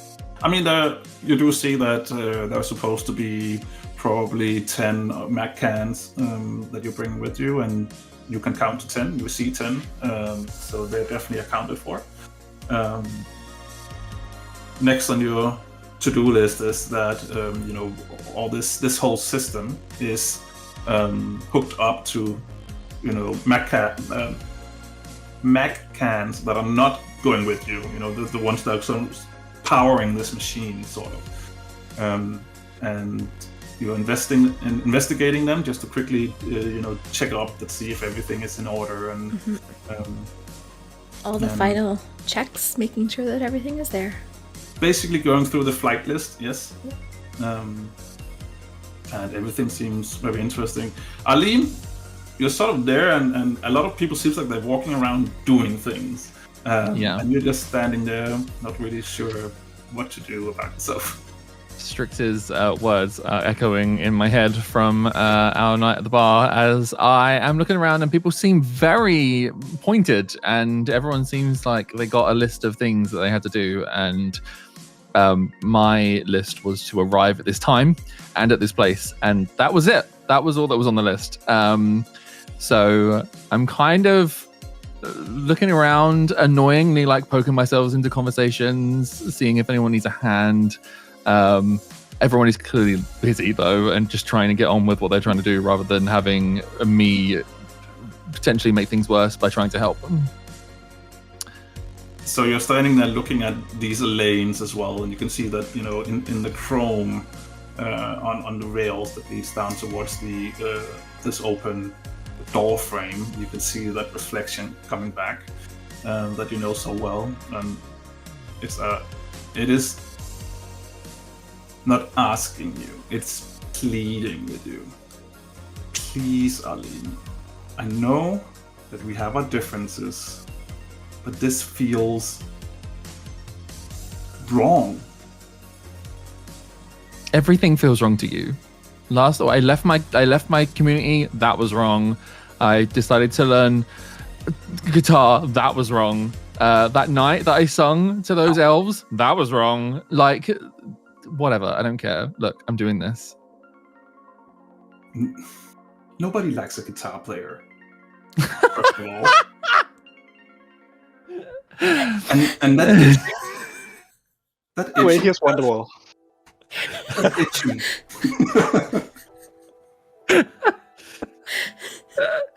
Sorry, I'm still. But anyway, no one likes a guitar player. Anyway, I don't want to argue with you, because yes, sure, I've always been against most things that you want to do, but this one is different. It feels different.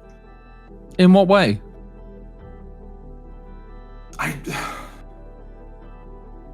Going to another planet through a hole, a portal, that it could lead you anywhere. It could close while you're moving through it. It could. I can see so many possibilities, so many things, and it feels like all of it will happen.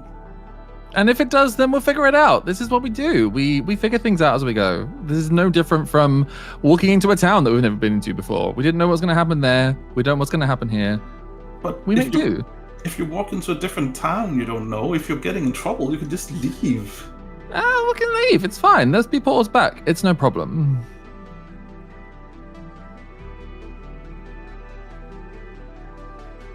So you're really doing this? I am. Fine, do it then. I will. Thank you. Good. Thank you. You've tried that before. The reverse psychology doesn't work.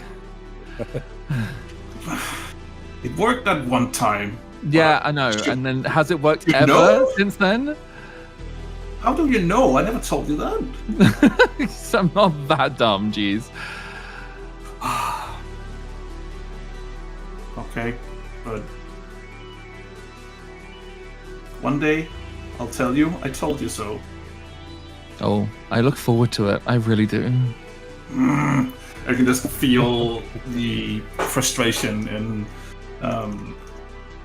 coming from this reflection as it slowly dissipates and disappears. And despite the fact I have nothing to do and I'm achieving nothing right now, I look very accomplished and very happy with myself, standing in the middle of all these people that are clearly very busy. So modest. Can I walk up to him and be like, "Hey, do you need help finding your seat? Do you need? Do you have a travel buddy? Anything?" I don't have anything. I don't know. I kind of show you the itinerary I got. I kind of unfold the piece of paper and it's very conspicuously blank, apart from just be here. I'm like, I don't know what I'm supposed to be doing, to be perfectly honest. And on the paper, you see that there's a code for row B something, B7, and you, Auburn, know that that's not one of the civilian vehicles. It's actually the normal lanes that you're standing right in front of. Oh yeah, sure. Oh, okay, well, follow me. I'll show you where to sit.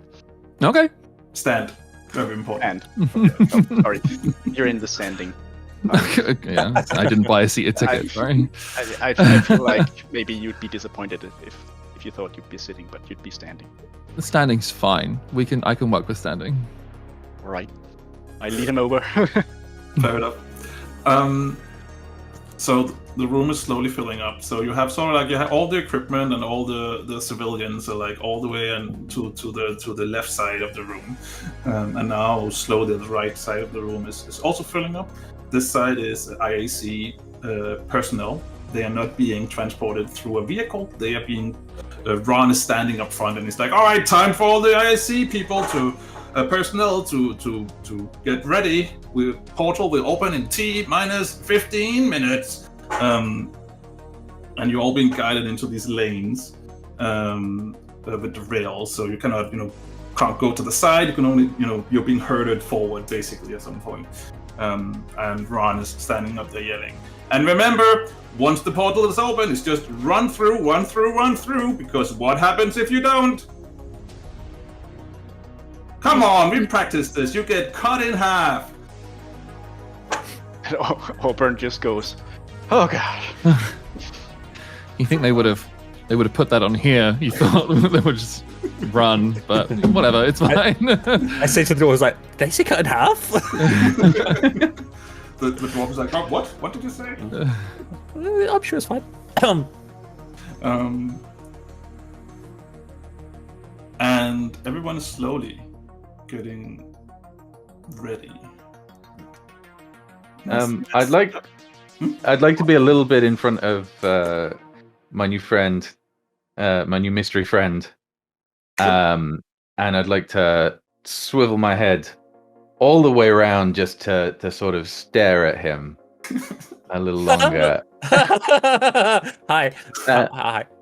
And I'll cast a message. Okay. And I'll just say, don't speak, just think. You're not supposed to be here, are you? I don't say anything. Don't worry, I'm not going to reveal you. I just want to make sure you're not going to be a problem. And I just nod. No words. Strix will nod back and then sort of make a point of flying off. And as he unfurls his enormous 7'7" wingspan, you see that all his little feathers lining the edge of his wings have sort of little flecks on them that look kind of like eyes, as if they're sort of all staring at you as he flies away. Touch. The dwarf also sees the owl flying away and he's like, "Oh, hoopa!" in here. I thought they said that familiars were not allowed on this travel. Yeah, it's fine. It's fine. Just let him be. I hate when people don't follow the rules. It happens. And he's just like very shifty. It happens. All right. Neza, everything seems like it's in order. Frayne is there as well, overwatching, and actually got the honors to turn this whole machinery on, and she's basically just waiting for your approval and Ron's approval that it's time to go. Fine, everything is looking good on my part.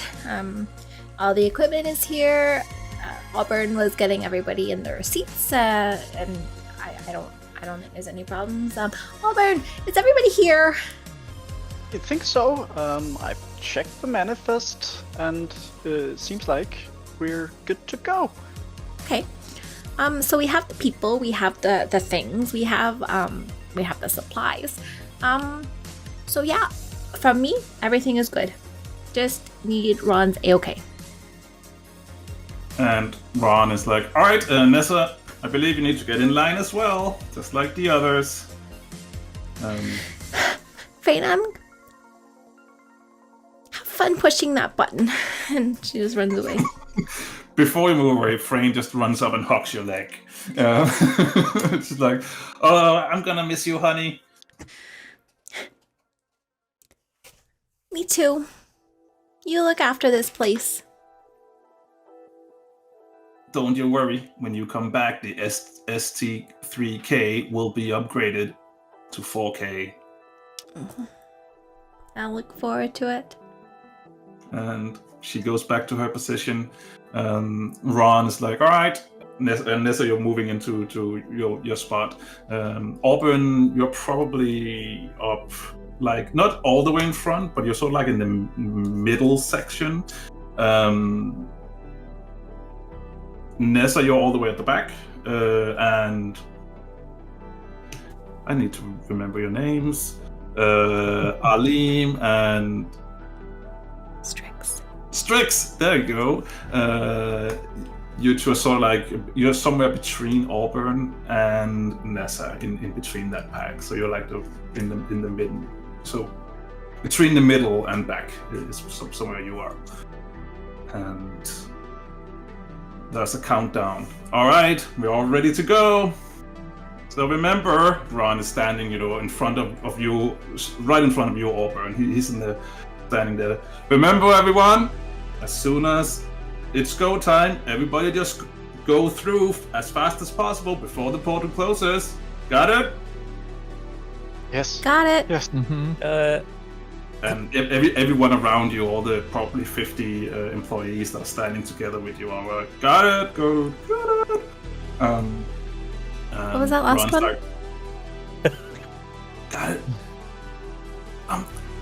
Can you say got it for me? I'm a bit slow. and Ron's like, all right, here we go, do the countdown. And Frayne's like, okay, 10, 9, 8, 7, 6, 5, 4, 3, 2, 1. And she pulls the lever. You can hear the machinery and you can hear the mag cans spin up as you hear the sound go on, and all the doorways flare up. And after 1 second, you can see that it becomes portals, and you can see the planet on the other side. So the portals are now open. Exciting. The vehicles at the end, you hear them first as they're starting to move. The way first starts to move through, it speeds up. The second one starts to speed up towards the portal, and the third row also starts to speed up. People in front of you start to run through the portals. Auburn, you have the best view. I should also put some music on. Auburn, you have the best view currently. And am I all the way in the front? Like you're not all the way in the front. You're sort of like in the mid pack. and then everyone else is like of the cast at least is like behind you, and Neza all the way in the back. But you're like the rails go up to like here, so you can like stick your head out to the side and just have a quick look down the lane, and you can see through the portal, and you can see that there is like there are some buildings in the portal on the other side. You can see in the distance of this planet. So because there have been a few expeditions before you that has already been there and set things up, but this is like the first large push for civilians to go up there, and you're there to help them settle in. Where did the music go? Is it gone or is it back? Still I on. can hear it. Still there for me. I can hear it. It just stopped now. No, it's still playing for me. I can still hear it. I can hear it. Yeah, I can hear it. Okay, sorry.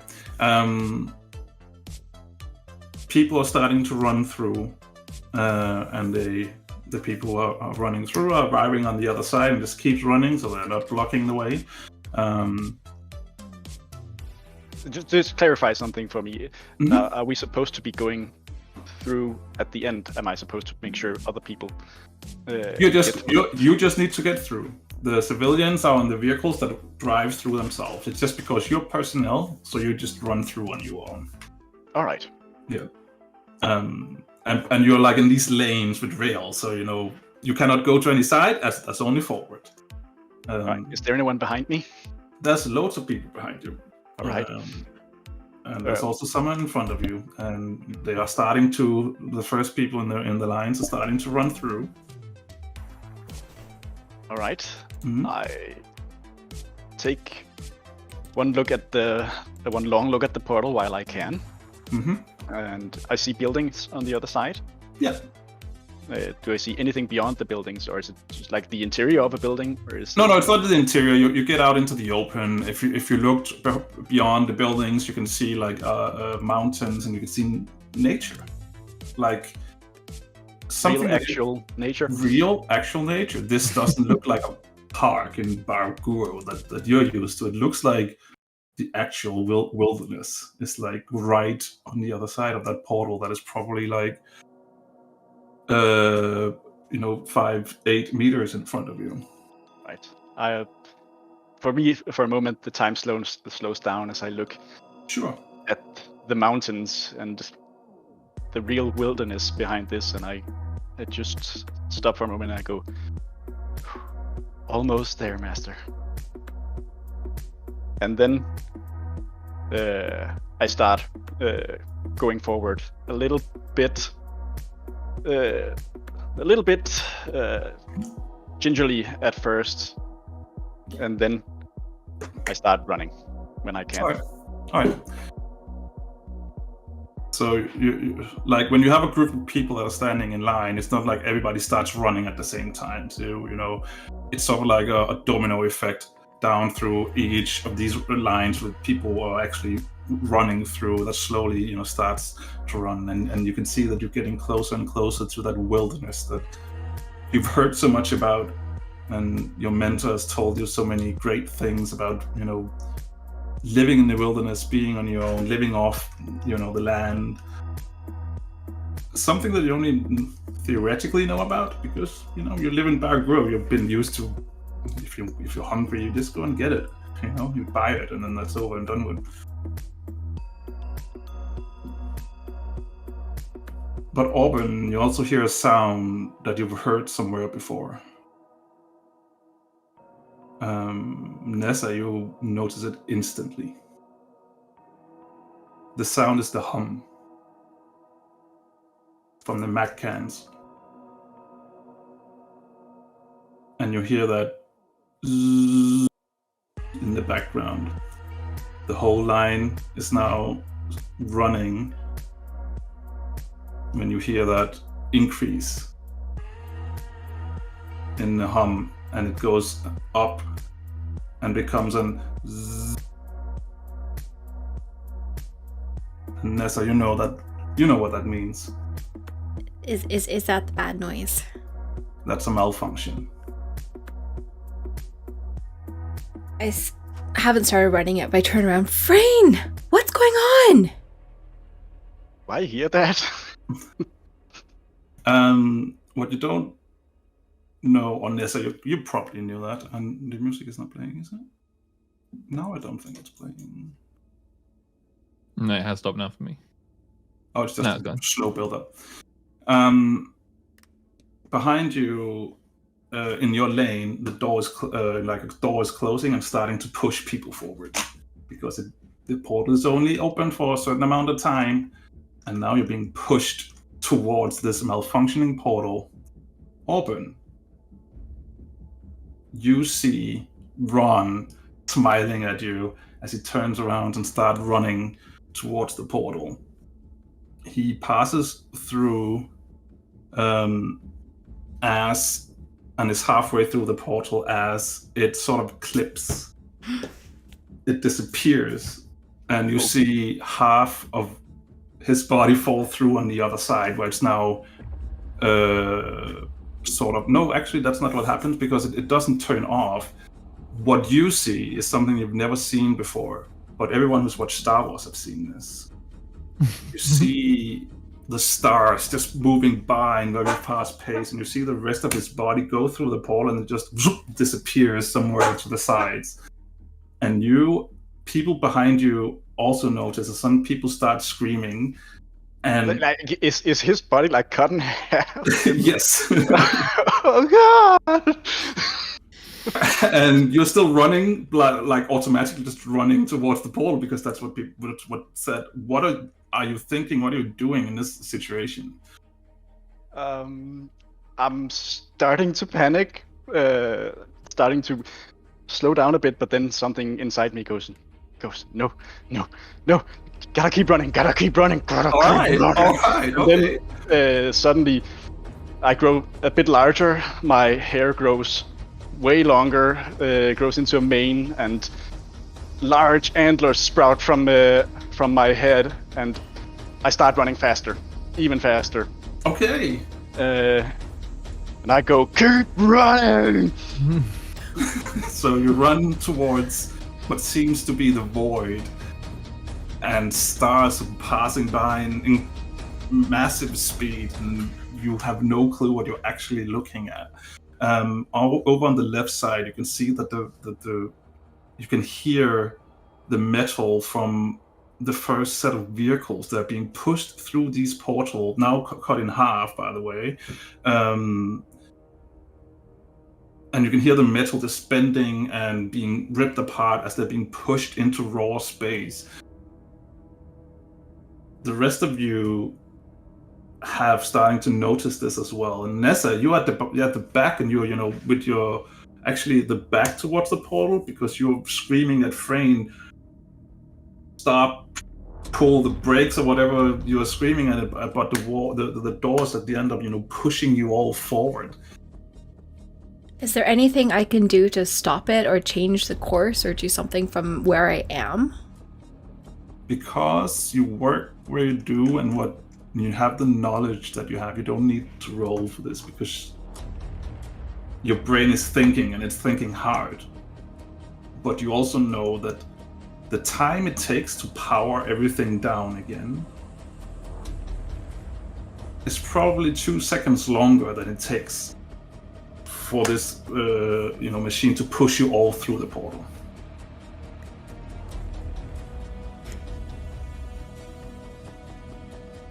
So we just have to go for it.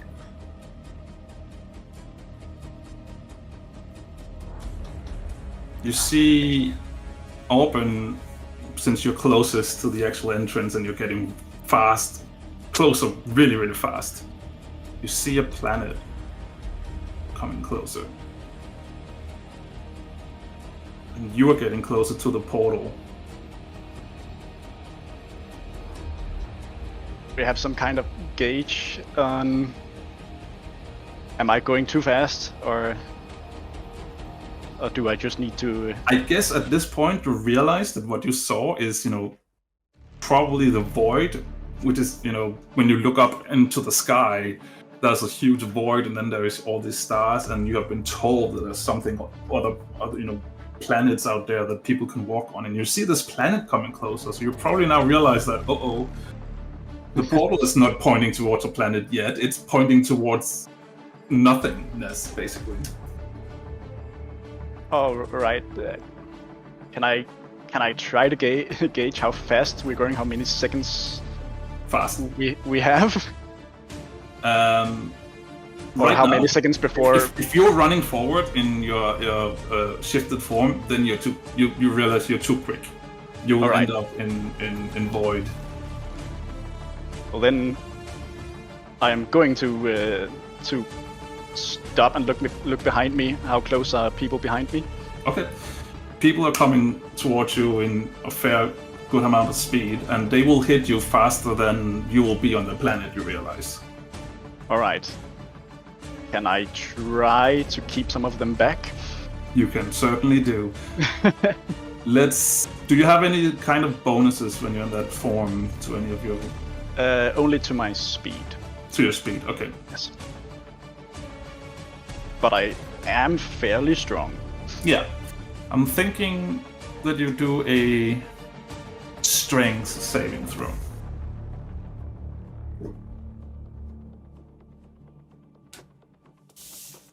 Ooh, that's only gonna be a 12. A 12? Okay. Huh. So you turn around and you stop. I just put my hands out and grab people going for the portal and dig my heels in. Yeah. You cannot do anything for the other lanes, but you feel like you have a chance to at least save some of the people in this lane. So next to you can hear screams of people being pushed through the portal, and then the scream just suddenly stops. I look at the people right in front of me and I go, "Don't worry, I've got you." Awesome. You are waiting for the impact, and it does come.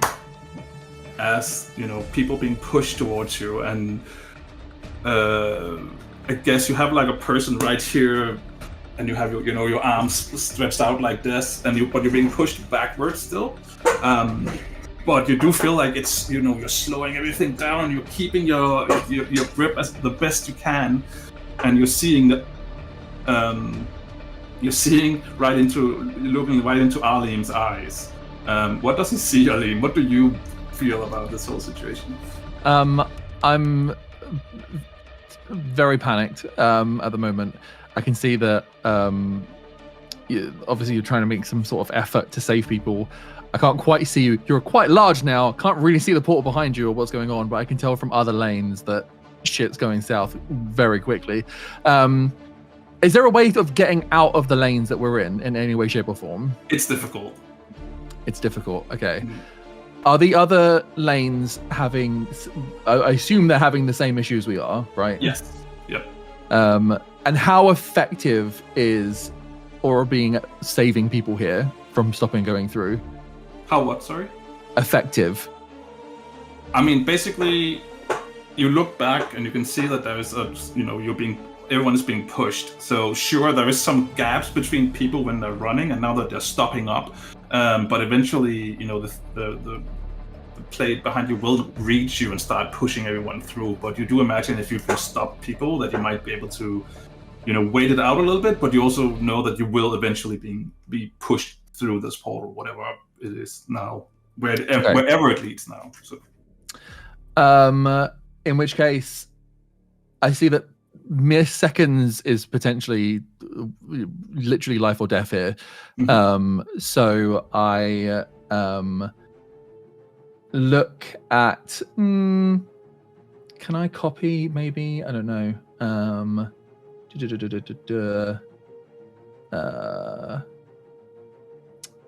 I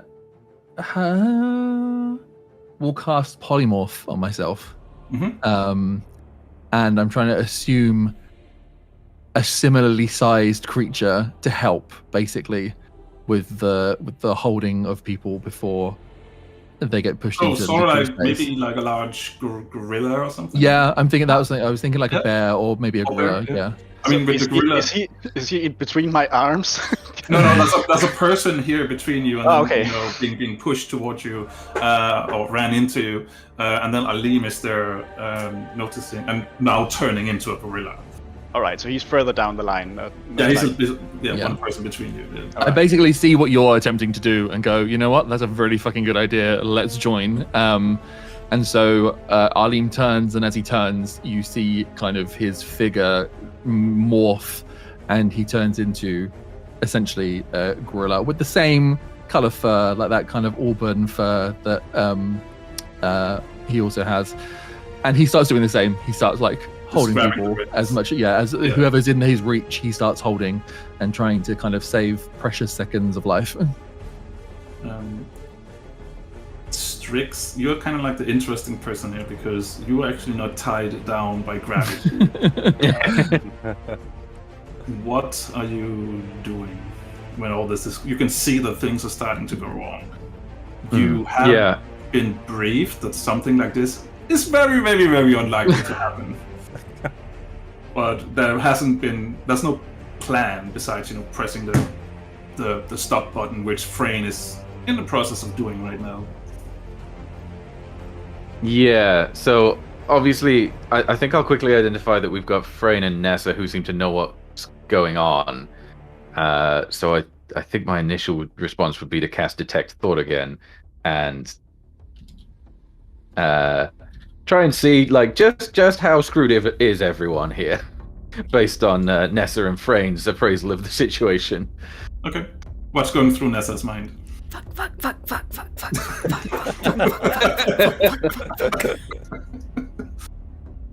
So that's your answer.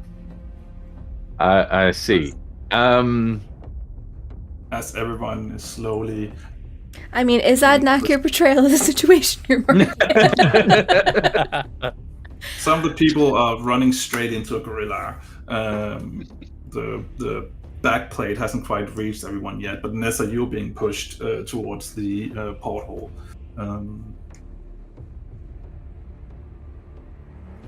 Part of me wants to try and disintegrate the back plate, but I feel like that's gonna kill a lot of people.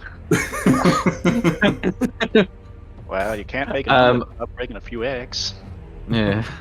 I think what I'm gonna do is fly over to my friend who I met a few nights ago, who apparently doesn't have any useful skills but can turn into a gorilla. Hi.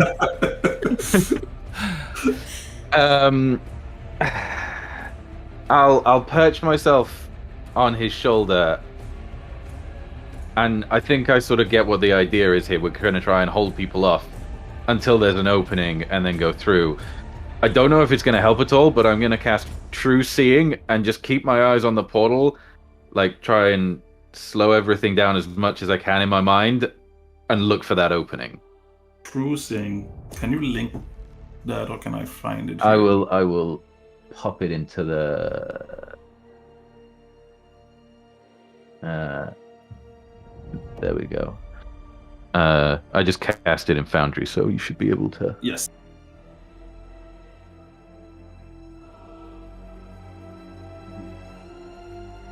Okay.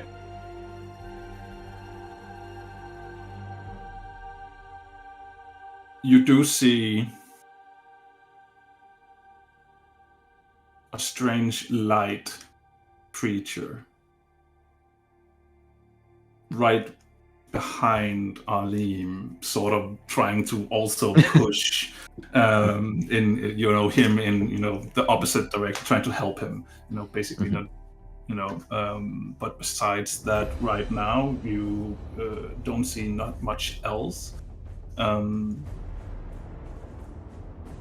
when I look at the portal. Sorry? No, when you look at the portal, nothing when I look at. You just see the planet getting closer and closer. So you kind of get the idea, and you hope that that's the end point, because if it continues past that planet, then you're probably ending up in the void. Okay, I think sort of what I would like to do is to stay and look for the opening, and then kind of give the signal when we all need to run forward before it goes through the planet. Yes. All right. How is Ben feeling?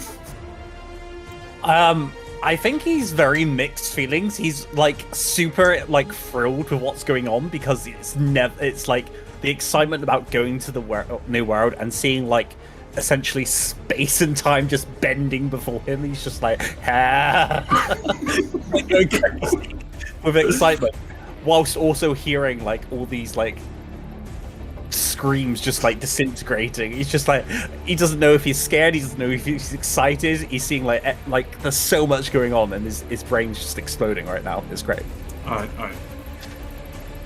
So, Auburn, you're standing with your back to the portal, right? Yep. And Still so is going. okay. So the only one that probably has a good view of what's happening next is you, Ben. So Benjamin, you're watching how, because you're also further down the line, so your portal's opened earlier than the other ones. You know, it's like a domino effect downwards. Your portal is technically further ahead than the other ones. Mhm. And you see lots of fire all of a sudden happening as you're breaking through the atmosphere. And since you're probably a little bit elevated, you can feel the heat coming towards you from this.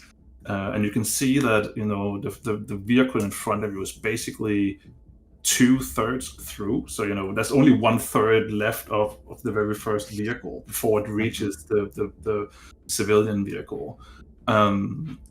So you see all this equipment just being thrown into space, and just you just fly past it, and you know, and well, now it's burning up in the atmosphere, and then you see clouds, and you get close, and you see everything from way up top. All of a sudden, everything looks so tiny. You've never seen a planet or, you know, the world or any world, you know, from this height. And you get closer and closer to the ground, and you can see that, you know, you can start making out details as you see, you know, mountains in the distance. You can see trees all of a sudden getting closer and closer, and now you can see, you know, that you know, 1/3 left of that vehicle. You can see that it's, you know, being pushed through, and now it's flying through the air, falling to the ground. As the portal gets closer to the ground itself, and as the civilian vehicle reaches up to the portal, and it will be the next one going through, you get closer and closer to the ground, and the vehicle is being pushed through at this point, and you're basically half flying.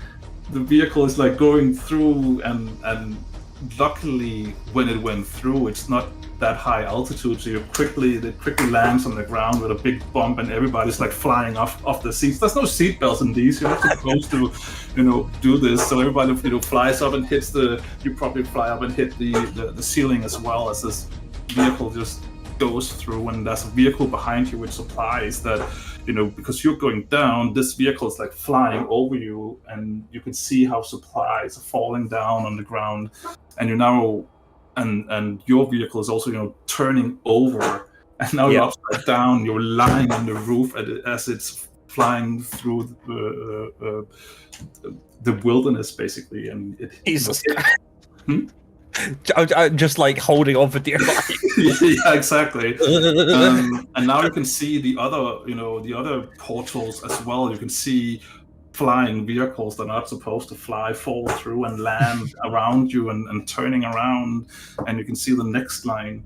And now you start seeing people falling through the sky. Some people, you know, landing in trees, and Auburn, you're one of those people being flown through the portal while it's still up in the sky. So I need you to make a dexterity saving throw as you're flying towards a large tree. Do I still have the person between my arms? Yes. I'm going to hug that person tight through me and curl up into a ball. Okay. And then a dex save, you say? Yeah. It's going to be 16. 16.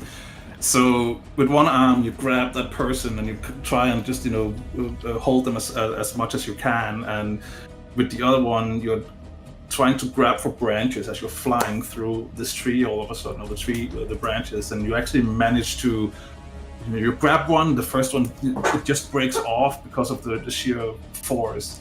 But you grab the next one, and you actually manage to change your direction as you're flying around this tree, and then that branch breaks, and you're flying through and down towards the ground.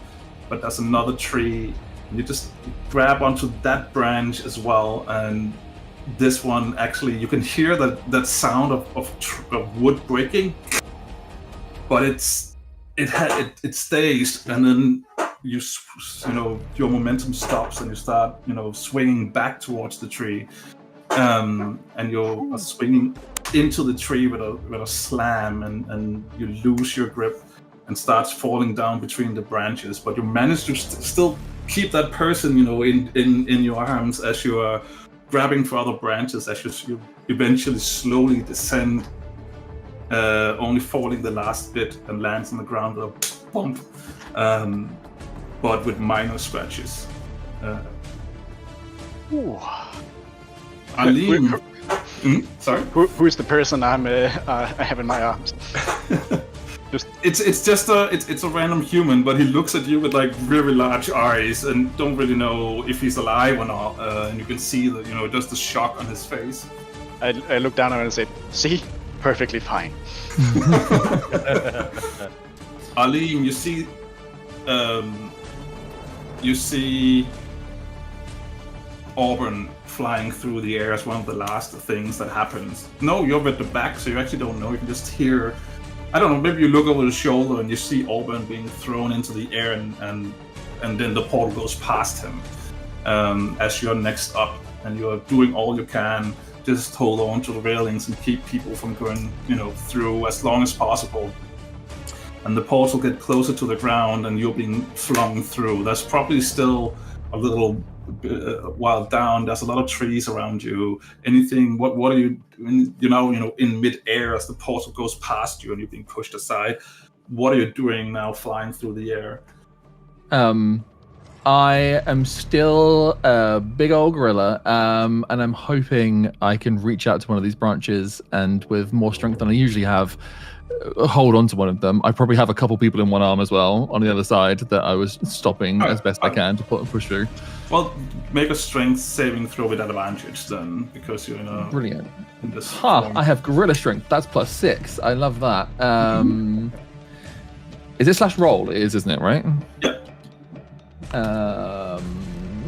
Let's do another one. No, I'll take the 11. That's 17. 17. Yeah.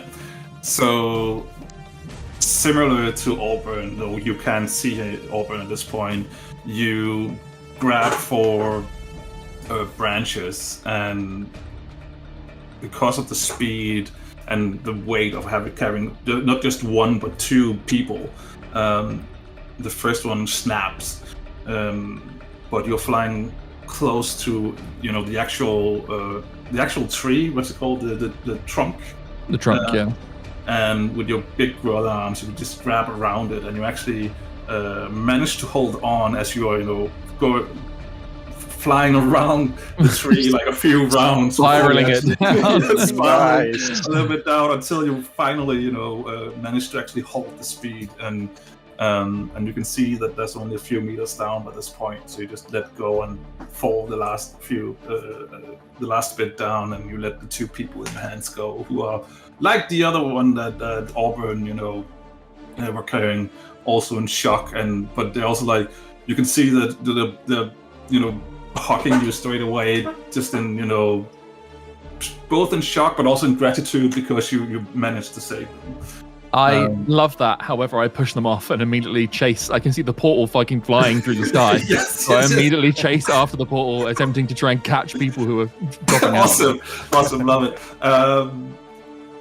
Do just a D20. D20, okay, sure. 19. Great. So yes, you're running through, and you can see that some people are also trying to do the same trick, trying to grab onto branches, and some succeeds, others fail. So some of them just go past your reach, but those who actually manage to grab on, that they change direction more towards downwards, and you're running there and you're grabbing the first person, letting them down, and you manage to do this probably 5-6 times. So you there's at least some people in the path that are walking away the way they did, mainly with a little mental, probably scars. Strix, where are you at this point? I feel like with your true sight, you might you actually do see that. Manage to see that the portal is now in atmosphere, and it gets down closer and closer, and you see Auburn being shot through. You don't know what happens to him, but you can see that he's flying through the air before he vanishes out of viewpoint. Arleem then goes through your new friend in the gorilla form, and you can see that you're closer to trees now, and you can just, as you're passing by, you can just see that he's grabbing onto a branch. You don't see more than that, and that's your turn now. What are you doing? So I feel like once we hit the atmosphere, and particularly once I see the civilian vehicle fall through very too high, I'll probably try and go through and make a beeline for that. Strix is very not strong enough to help anybody survive the fall, but he might be able to give medical assistance to anybody that survived and is on the ground. Okay, so you're flying through. I'm flying through and I'm going after the civilians to see if there's anybody that needs help. Very well. Neza, you're at the end of the line. You see that people are actually starting to get through. You see that Strix is now, was sort of like in a hovering position, now turns around and just goes straight through the portal. There's still a few people in front of you, but and you're still all being pushed. What are you doing? What can I see through the portal now? So you start to see trees and branches just flying by in a great speed, and then you see ground coming up fast towards you. So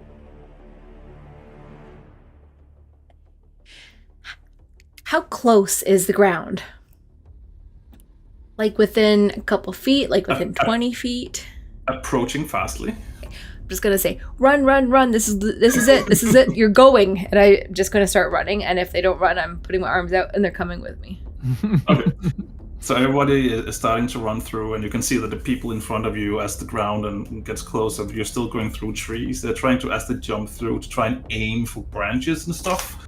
But you go going past them, so you don't know what happens once they have left the portal. Let's do a Dex saving throw for you as well.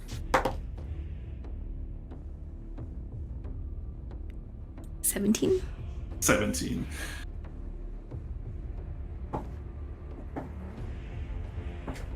So you are speeding up and you're starting to run towards the portal, and and eventually it's the person right in front of you finally goes through as well, grabbing for a branch, and you, after that, you don't know what happens. You run, you jump, and right behind you can hear that hum slowly disappear as the portal right behind you. You're flying through the air. There's a tree coming close to you, closer towards you. You're sort of like using your leg and just sort of like if you were running, imagine you were running sideways and you were jumping, and then you just use your leg to push off from the tree. So you're changing your direction towards another tree. You push off with the other leg on that one, and you sort of like make this jumping from tree to tree as you're using your monk skills, your parkour skills to just jump through. And at 17, you actually managed to land fairly unscathed, even though hitting a tree with that speed you can feel it in your legs. You have a very hard workout, very fast, a very short amount of time. But you actually do manage to land. It was like a hit session.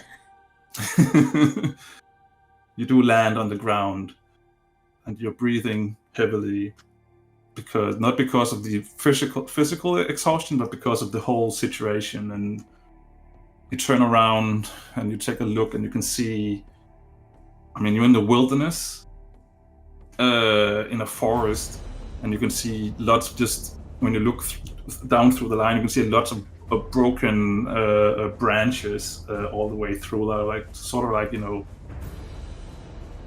everything is broken in the path that the portal took. You do see some people lying on the ground, not moving. You also see people sitting down at this point, and you do see movement. You see Strix flying through the air and landing and checking on the people who are not moving. But it seems like, the situation considered, everything is safely down on the floor or on the ground. Okay. It went exactly as planned. Totally perfect. Okay, first thing I think I would do is start running in the direction that the portal was coming from to try to take stock of who is moving, who's not moving, and then choose a location and tell people to gather there. Okay. If they can move, and if they can't move, then, well, don't move. Okay. So you're trying to gather people up in a specific space. Eventually, let's see, who would you eventually see Arleem at some, who's walking about. Well, you see he's still in gorilla form, I guess. Or I was about to say, probably at this point, Arleem is no longer gorilla, but laying on the floor, panting incredibly heavily, wondering what the fuck has just happened. Okay, so you see Arleem lying on the floor, breathing heavily, but it seems alive at least. Okay, I'd run up. Thank you for being a gorilla. And I think you saved a lot of people. I grab the lab coat and go, "What the hell was that?" Just a minor malfunction. Everything is fine. Everything is not fine. I think. Do you think everything is fine? I'm not sure if everything is fine. I look around at the bodies strewn across the wilderness, and I'm like, I don't think everything is fine. It could be worse. And she just runs away. Gotta look on the bright side. So Neza runs off to check on more people. Arleem, are you going to check on people, or are you just sitting there? I am, yeah. I handily know a few healing spells or two, so I'm running around just trying to figure out who needs kind of aid, who needs help. There's definitely one sitting where there's like a branch sticking out of him that impaled him through his cool. shoulder. Yeah. So is he breathing? He's breathing. He's alive, but he has a branch sticking out of him. Okay, cool. I kind of go up to him and I'm like, okay, this is gonna hurt. Okay, are you ready? Cool. I take the branch and take it out as quickly as I can. I felt that. Sorry. And then I will immediately cast. Wait a second. Let me get my spells up. Sorry, I just saw the chat. Immediately cast Cure Wounds on him. Is that a cleric spell? It's a spell. Cleric or bard? It is. It doesn't tell me. I believe it's one of my bard spells? ? No. It's a cleric spell. Okay. You try to cast Cure Wounds, and normally when you do this, you can feel the presence of your guardian being there with you and guiding the heal. Yes. But you don't sense them. And there's no healing happening. Huh. This has never happened before. I'm so embarrassed. It happens to everyone, don't worry. I attempted to cast again. I assume nothing happens. Nothing happens. Not if it's the same cleric spell, then no. Yeah. It doesn't work. I kind of step away for a second and like a look of kind of like disaster falls upon my face, because despite the fact I hate that goddamn spirit, it's been with me for my entire life. This doesn't feel right. This feels weird. I kind of start shaking a little bit because this isn't wrong. Something's wrong. And it just echoes through your mind that they said this place feels wrong. Yeah. Okay. Arleem begins to have a mini freak out. The guys are saying, Oh man! Do I have? Wait a second. Do I have any healing spells that aren't cleric? I think Bard has some as well, but I don't know if you I was about to say. I think I remember going. Oh, I'll take loads of healing spells, and then went. Oh, I took a level of cleric. I'll just use my healing spells from cleric instead.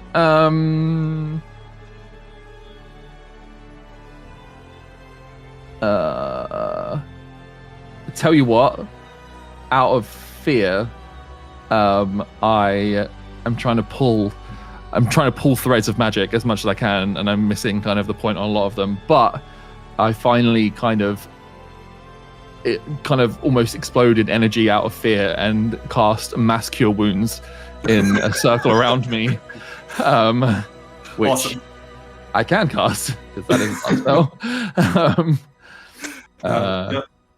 What's the range of that? 30 feet. All right. So that's definitely a few other people as well that had scratches and bruises, some more severe than others, where you can see that 26. Yeah. If it matters, everyone gets 26. Oh, that's fine. Yeah. So that's a good chunk. So you do see that some people were. Some of them, more severely hurt people seems to get better really quickly. Yeah.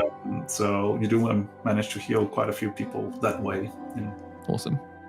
I then break down, like kind of just sink to my knees and am lost. The healer is broken. It's great. Auburn, you're standing there with this human male, He looks like a scrawny kid. He doesn't look super old, and he's just looking at you with like large eyes, and you can see that he's in shock. He's probably more looking through you, probably in shock. Would you say it's been a minute? Since you transformed? Yes. Probably on the end, so you will transform pretty soon. Yes. So I just check him over, going, "Are you all right? Are you hurt? Don't worry, you'll be fine. Everything's gonna be fine." And then my antlers pop off. They just straight go pop off my head, and my hair slinks back into a short frizzle, and I kind of go a few inches back down in size.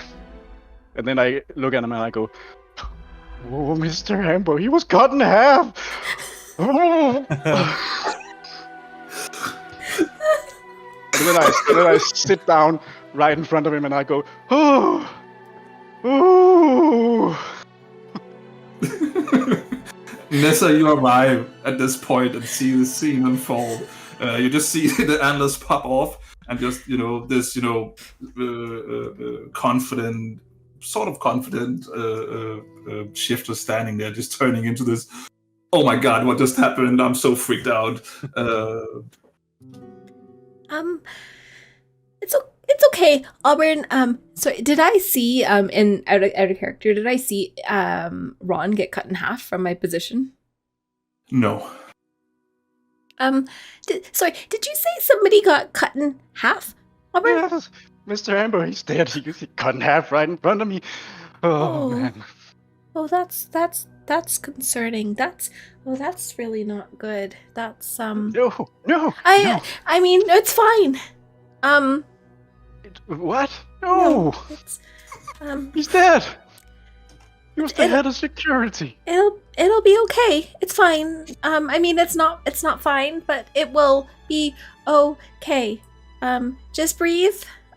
Just breathe. Ooh. And this Oh, okay. child? Did you say it was a child? It's not a child, but it's like he's not that. He's young. Okay. He's not a child, but he's young, probably Okay. early 20s, and he's looks and like a. you just breathe too. Can you two walk? Do your legs work? Are we on the ground? No. Yeah, it's okay. I mean, you're not gonna fall any further. It's okay on that part. And he falls to the ground, and you sort of you almost like kissing the ground, and just, I'm never leaving you again. Yeah, like, you can do that, but it would be great if you could do it over there. There's more ground over there, and he runs off to find more ground. I continue to sit on the ground a bit with my head between my legs. Then I look at the grass and I calm down a bit, and then I start to look up and look around at where I am. And I'm gonna kneel down in front of you so that we're like eye level and say, I don't have time to comfort you, so you need to pull your shit together and go over there. Oh, okay. Okay. Sure. Okay. I'll do that. Yeah. I'm here to help. That's why I'm here. You're doing great. You're doing great, bud. I stand up. And what can I do? What can I do? Just, I've started gathering everybody over there. Just go, like, make sure that they're not wandering, please. I will. Okay. I will. Thank you. You do notice now, Neza, that one of the civilian vehicles is like lying upside down, not too far from your position, and you can see that there is some movement down there, people slowly crawling out of it. That's exactly where I go. Then the dwarf that sat next to you, who was talking all the time, is very quiet. He's just lying on the roof now and not moving at all. Other people are, crawling out slowly. Some more hurt than others. How do you feel? I feel like you need a little bit of bang up damage done to you. Or is it just me? That's I've definitely probably taken some damage, I imagine. 12 damage. I rolled a d12 and it rolled 12. So good. Yeah, 12 damage. I'm pretty hurt. I'm gonna say so the dwarf was next to me. I'm probably not looking at it straight away, so I'm just like crawling out. I stand up, like brush off my legs. That was incredible! Did you see what happened? We were just flying through the cosmos through time and space, and I just start running over to like the person coming towards me. It's like, did you see that? Did you see that? And I'm going towards you, Amanda. I look around. Why is there a child here? Oh. Who brought their child? I still have the manifest. And then I realized Stop looking through it. But, and I've just gone like dropped to my knees, like, oh, this wasn't good, right? Like, people are hurt, right? I don't know who you are, but this is not a very good situation that we are in right now. Why are you here? Who are you? Doesn't matter. Go over there. Why are you here? Oh no, why is he here? How did you get here? How did you get on there? Oh, I'm gonna have words with Auburn. I just like start slowly walking. I stand there with the manifest going down.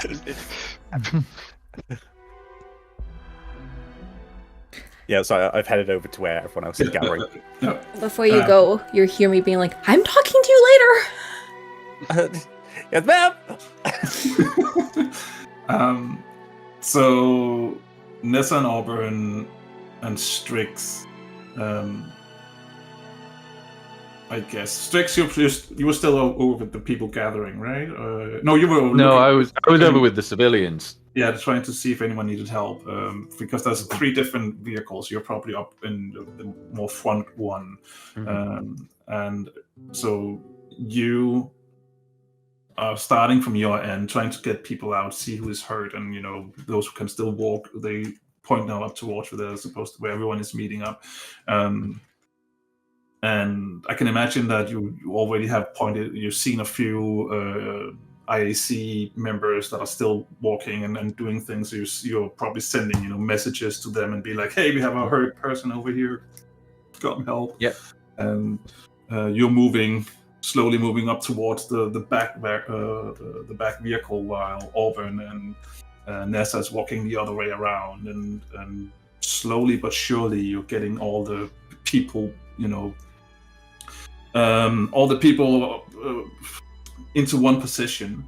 You were also having a few piles of people not moving whatsoever, like expired. I'm sure here Strix and is really sad about that. there. I don't know how he feels. He has to. I mean, it's not his favorite thing. But I mean, when you've got a necromancer, you can make the best of bad situations, right?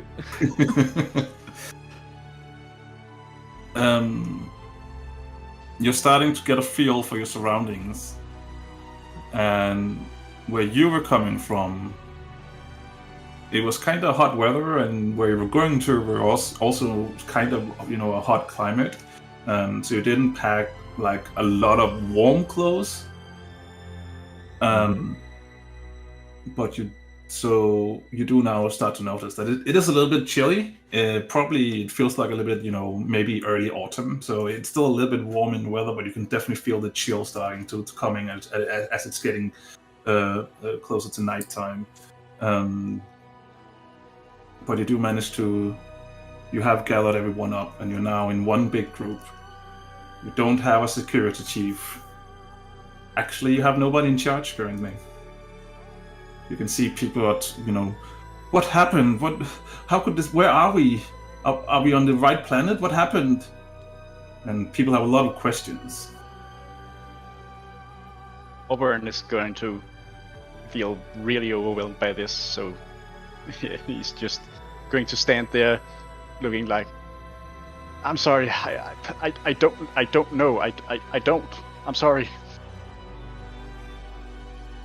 I'll fly over to Neza, because I think I identified her earlier as somebody that seemed to know what was going on.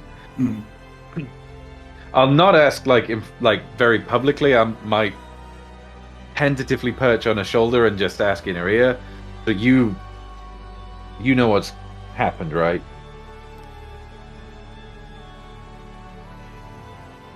Would I know what kind of role Strix has coming here? Oh.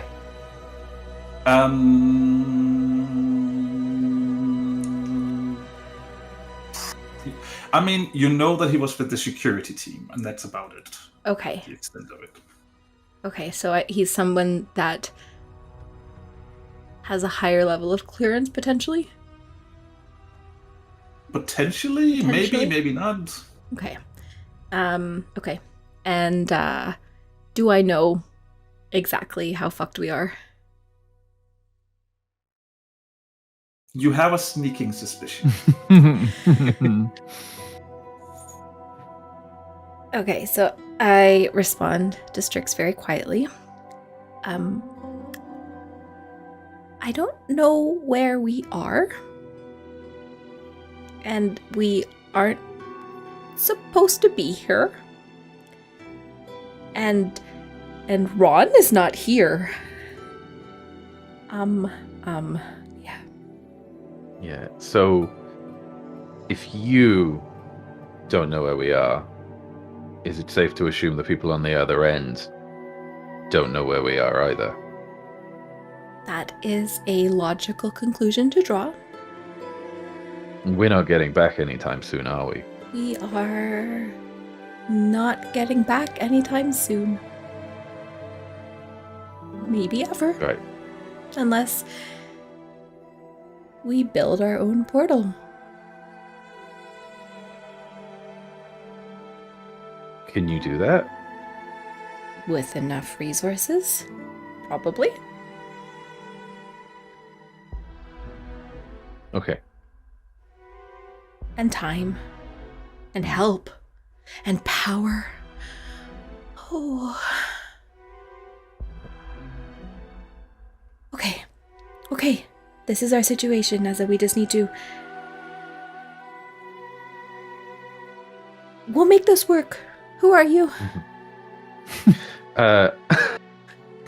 I'm Strix. I was in security. Last minute switch in. Okay.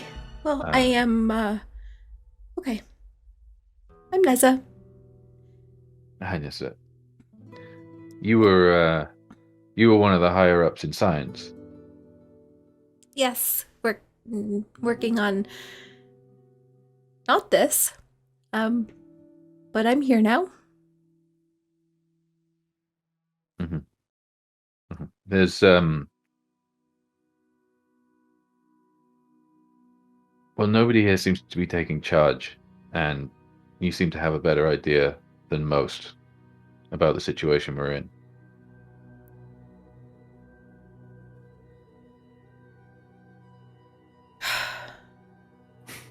Fuck. Okay, no problem. I'll take charge. It's fine. This is gonna be fine. Okay.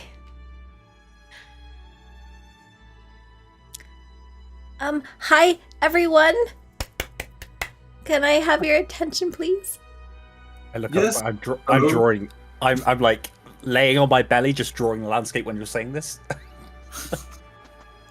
I was trying to, or failing at calming down people, but when I hear you speak, I turn to look. Other people around you start looking in Neza's direction as well, and Neza, you're very visibly. It says IAC on your lab coat, so people actually, when they see you speak up, they shut up, and everybody's just now looking, and you're standing in this very awkward silence now.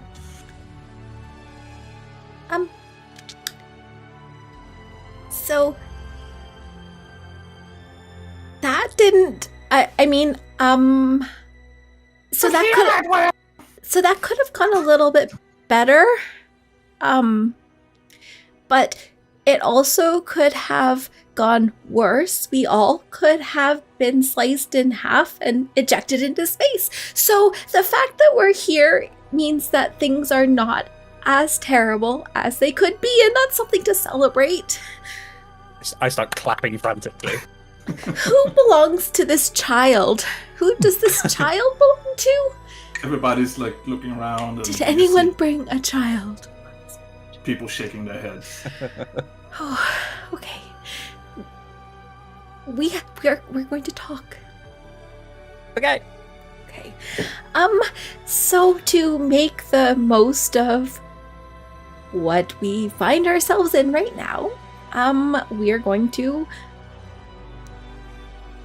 salvage supplies from the vehicles, as many as we can, and look for somewhere to camp tonight. Camp? Can't we just walk to the other, the people are already here? Someone is asking down from the back. Oh, okay. So slight,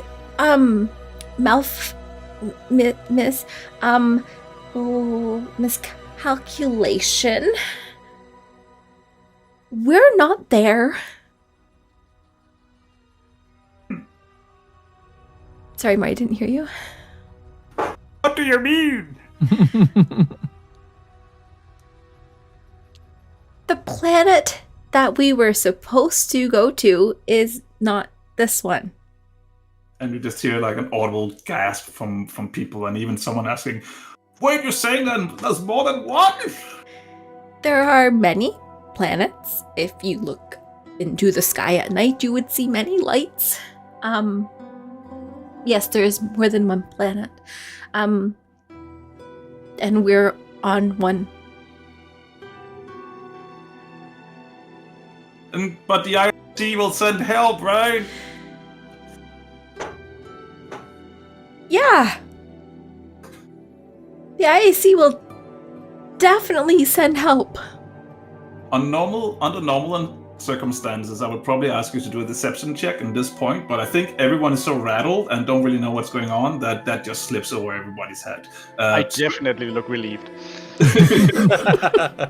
Unless someone wants to do a quick check, but I think Strix already knows the situation. Arleem, I don't know if you're just like... I don't believe a word she's saying at all, to be perfectly honest, given how she reacted when I first met her. I have no reason to distrust her.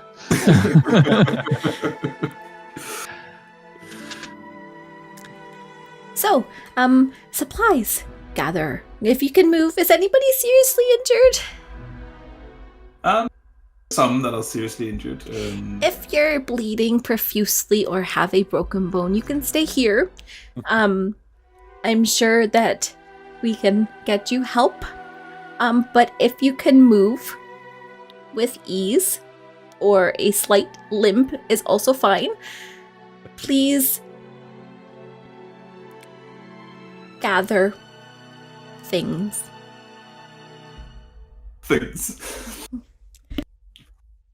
Arleem sort of rolls his eyes, knowing that she clearly has never been in any sort of survival situation in her entire life. I turn to the people gathered and say, "Well, you heard her. Let's go. Let's pick things up. Let's find food, find supplies. We had lots of them. We need to bring it in." We're on a brand new planet. You want us to start eating things here? No. God, no. Just the supplies we had. They must be around here somewhere, spread around the site. Let's hope that the portal deigned to throw us food from the sky. I like you. You're funny. Shut up, kid. And I start going collect some. Not you. You child. Come here. I just like lower my head. Just like, okay. All right. So, Auburn, are you sort of taking charge of people gathering things, or are you just sort of like going with the flow? Or I do not take charge. I just try to persuade people to do what Neza said. Right. So there's a few people going with you, and you're leading, or not leading, but you are a group of people who are going out and trying to see if you can find some of the supplies from that magically appeared through the portals in the sky. Sky people gave us. I figured like we had supplies with us. Some must have dropped around here. So you know that the vehicles with the food were after the civilian vehicles, so you can see in what direction you came from, so you know you need to go in the opposite direction. So you're taking some people going that way, and trying to see if you can what supplies you can find. Strix, where are you in all this? Having now appraised the situation, and understanding that we're going to need a lot of resources if we're going to survive the apparently oncoming winter, Strix is going through all of the people who didn't quite make it. Mm-hmm. And he'll sort of go to them one by one, and he'll sort of lift up the face and be like, "Did anybody know this guy? Is this someone's brother or no? Don't know. And for all the ones that nobody knew, he'll just be sort of piling them up, and then once he's got a big enough pile, he'll attempt to animate them." All right. So how does that actually work? Animating thing? You need to roll something, or is it just something that happens? It's not a roll. I just need to expend the spell slot. Okay. What level of spell slot are you doing?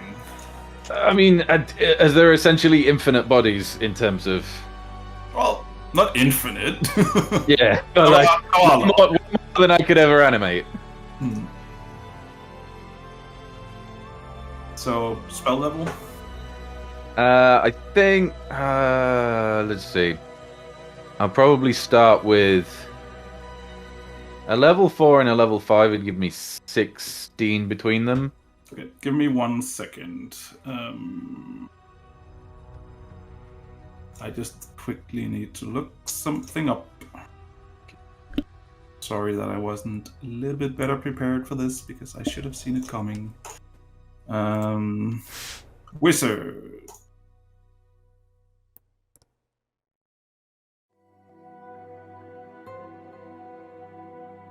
So spell slot level... A level 4 and one at level 4 and one at level 5. Oh, what did I do? I did it wrong. 4 and 5. Where did it go? There it is.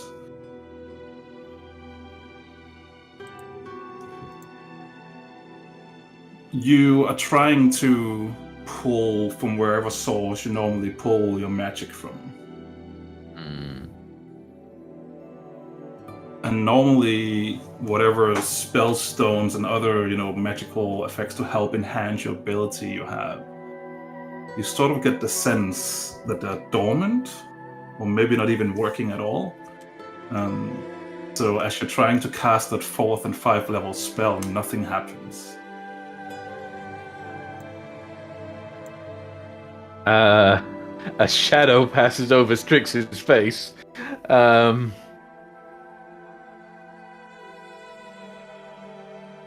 I mean, yeah, I'll try at the 3rd level then. Nothing happens. Oh boy. Any lower? I can't go lower. You can't go lower? Okay. Can't go lower.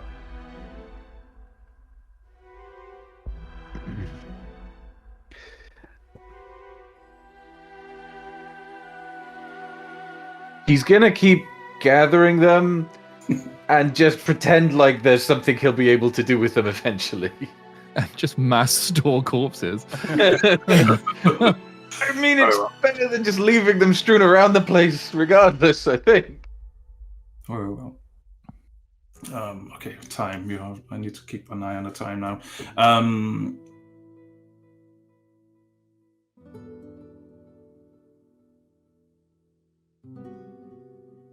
We don't need to do a roll for finding supplies because it's very easy to find at least one of the vehicles. And you find some supplies, and the people that you have brought with you do find supplies, and you bring them back as much as you can carry. There's still loads of leftover, but you're just taking what you can carry. And with this stuff, you can definitely make you probably find like a food processing spellstone sort of thing, so you can actually cook with it and make food fairly easily out of the supplies. So you gather that back and. With you back, and so you now have the resources to make a meal for everybody who is here and who has survived. About how many people survived?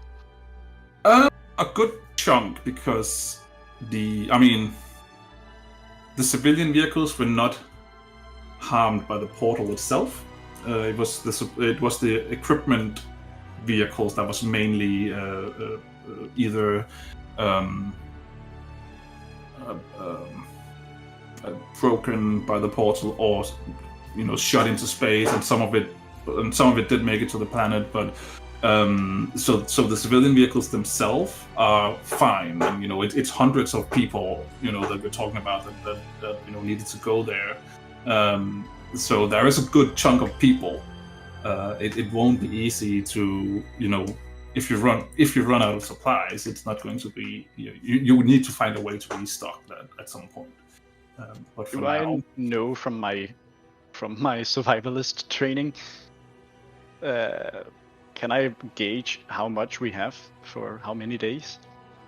What you gathered right now, you probably have a few days, and that but the supplies that's still left out, that you only found one vehicle. There should be 2 more, because they were at the back. Depending on obviously how far the portal went before, and you have no clue how that works. What if it went into ground? Will it be like a vehicle half in ground?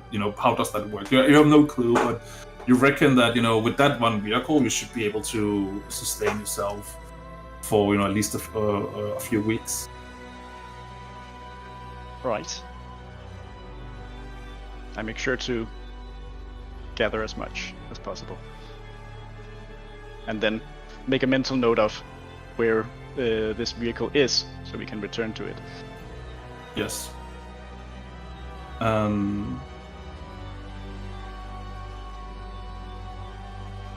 Yeah. Anyone, because we're going to end this episode very soon, but I have one more thing I want to do. But just before we do that, is there anyone who wants to do something before we get into the ending of this episode? I particularly will be having words with Benjamin, but we can do that at the start of the next episode. Mm-hmm. I'd say them now. Okay. Go for it. You. Hi. Why are you here? Honestly? That's why I'm asking. Perfect. I realize, like, my name is Benjamin Gideon Flosham at your service. I'm here to support anyone who needs help because the Order of the Owlbears always are there to help others. Scoutmaster Calvin always told us to help others where possible, except for Nyogis. He lost a toe because of that. But he doesn't like to talk about it. How are you? Oh. Hey. Nice to meet you. I shake your hand tentatively. I just would like to clarify, something. What? How did you get here? Oh, it was a great story. I saw a car, and then I jumped in the back, and then I snuck into the IAC, which I thought was heavily guarded. And then I went in, and then I basically just go on this massive run. And then I was hit onto the sea, and then all the stuff was happening, and it was incredible. And we saw the space and time go past really, really quickly, and now we're here.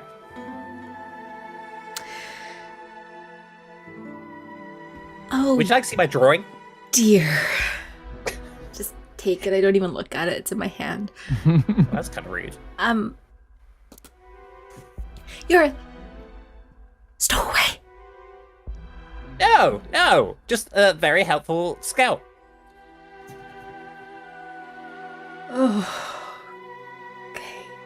I can get some supplies. I'm pretty good. We were trained in this in like the third and the fourth dynasty, and then like I can go get some food. I can make shelter. I can make shelter for every single person here.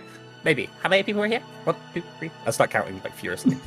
I assume I'm still near this conversation. I'm like, let him go. Let him go into the wilderness. Just let him go. Oh my god, you're an ace here. I totally read about you. How big's your wingspan? I swear to God. Okay. What's your name, child? Oh, sorry. Let me say. Oh. Benjamin Gideon Flosham. I My friends wish call I me didn't Benny. ask Do you want to that call me again. Benny? Okay. Do you want to call me Benny? Yes, please. Will you don't go too far, but gather the things to make a shelter. Yes, Since ma'am. you I just know skip how off. to do that. Oh no.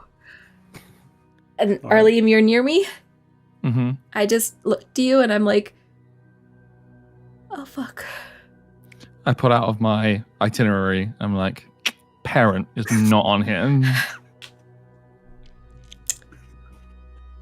It's not on mine either. God. Okay. So, Okay. brilliant. Great. Okay.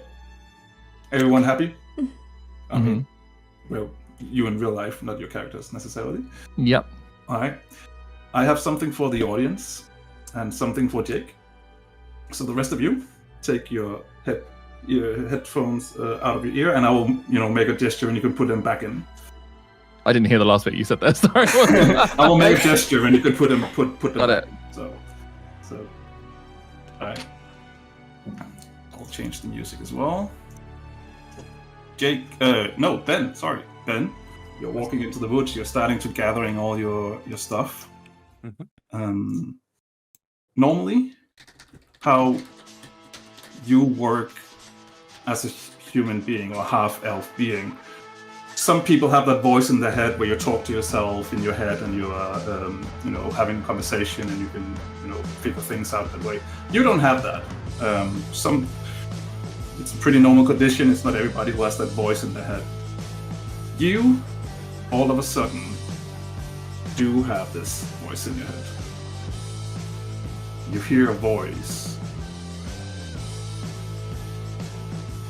in your head that sort of sounds like your own, saying, you could be helpful. God, I can be helpful. Wait, am I speaking to myself?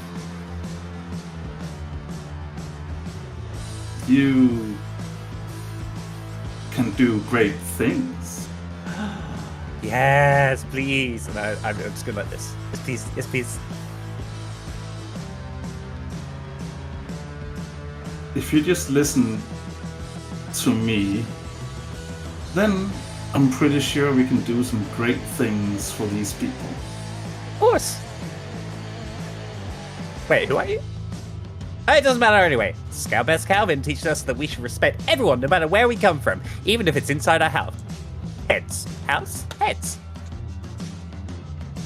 If I'm in your head, then I must be part of you, right? Oh my god, you're so right! Let's go help everyone! Let's go. Let's go help everyone. Let's go make great things. Together. Yes, You and I. Love the sound of that. Me and my own thoughts. Let's go. It's going to be exciting times. Oh, I cannot wait.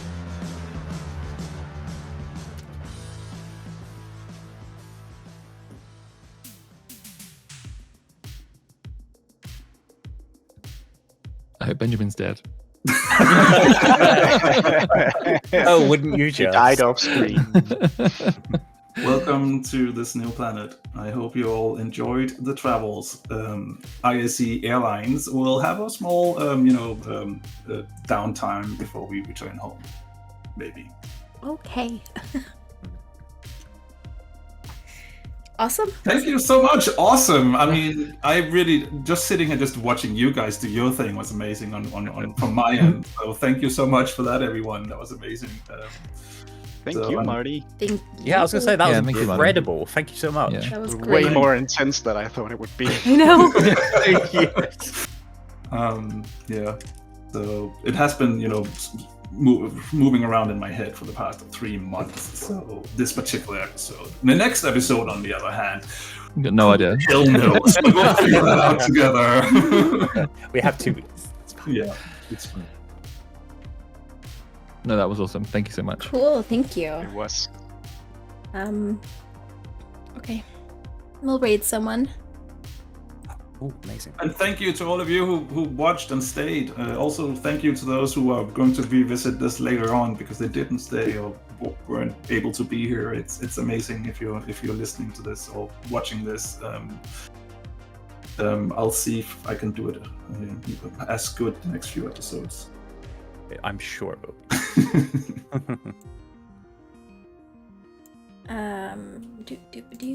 I need more emotes. Why aren't they in my thing? No, I just don't have any emotes. What's going on? I'm gonna make a raid. Can somebody make a raid command? I don't really care what it is. That'd be a lot easier for me. Not necessarily one of you, Tom or Monty or somebody. just chuck in a raid command there for us. That'd be real swell. And I was thinking we could go and see Aranis. Because most of us like Aranis. Most At least a little bit, there are some people who just fucking hate him. Perfect. Aranis is playing Pokemon. Scarlet Violet or Fire Red? Fire Red, Leaf Okay, Green. cool. He's doing his Kaizo run, which means it's the randomizer. Yeah. Perfect. Perfect. Why did that not press enter? Did that actually work? The raid has been created. did. Happy days. There's some. Yeah, we are crowding your tavern. Great command. Thank you so much, everyone, for being here. Thank you to the 5 folks joining me here on this old screen. Appreciate you, and we will see you as the Crowded Tavern back in 2 weeks. Same time, same place. Okay. Bye. Bye. Bye. Bye.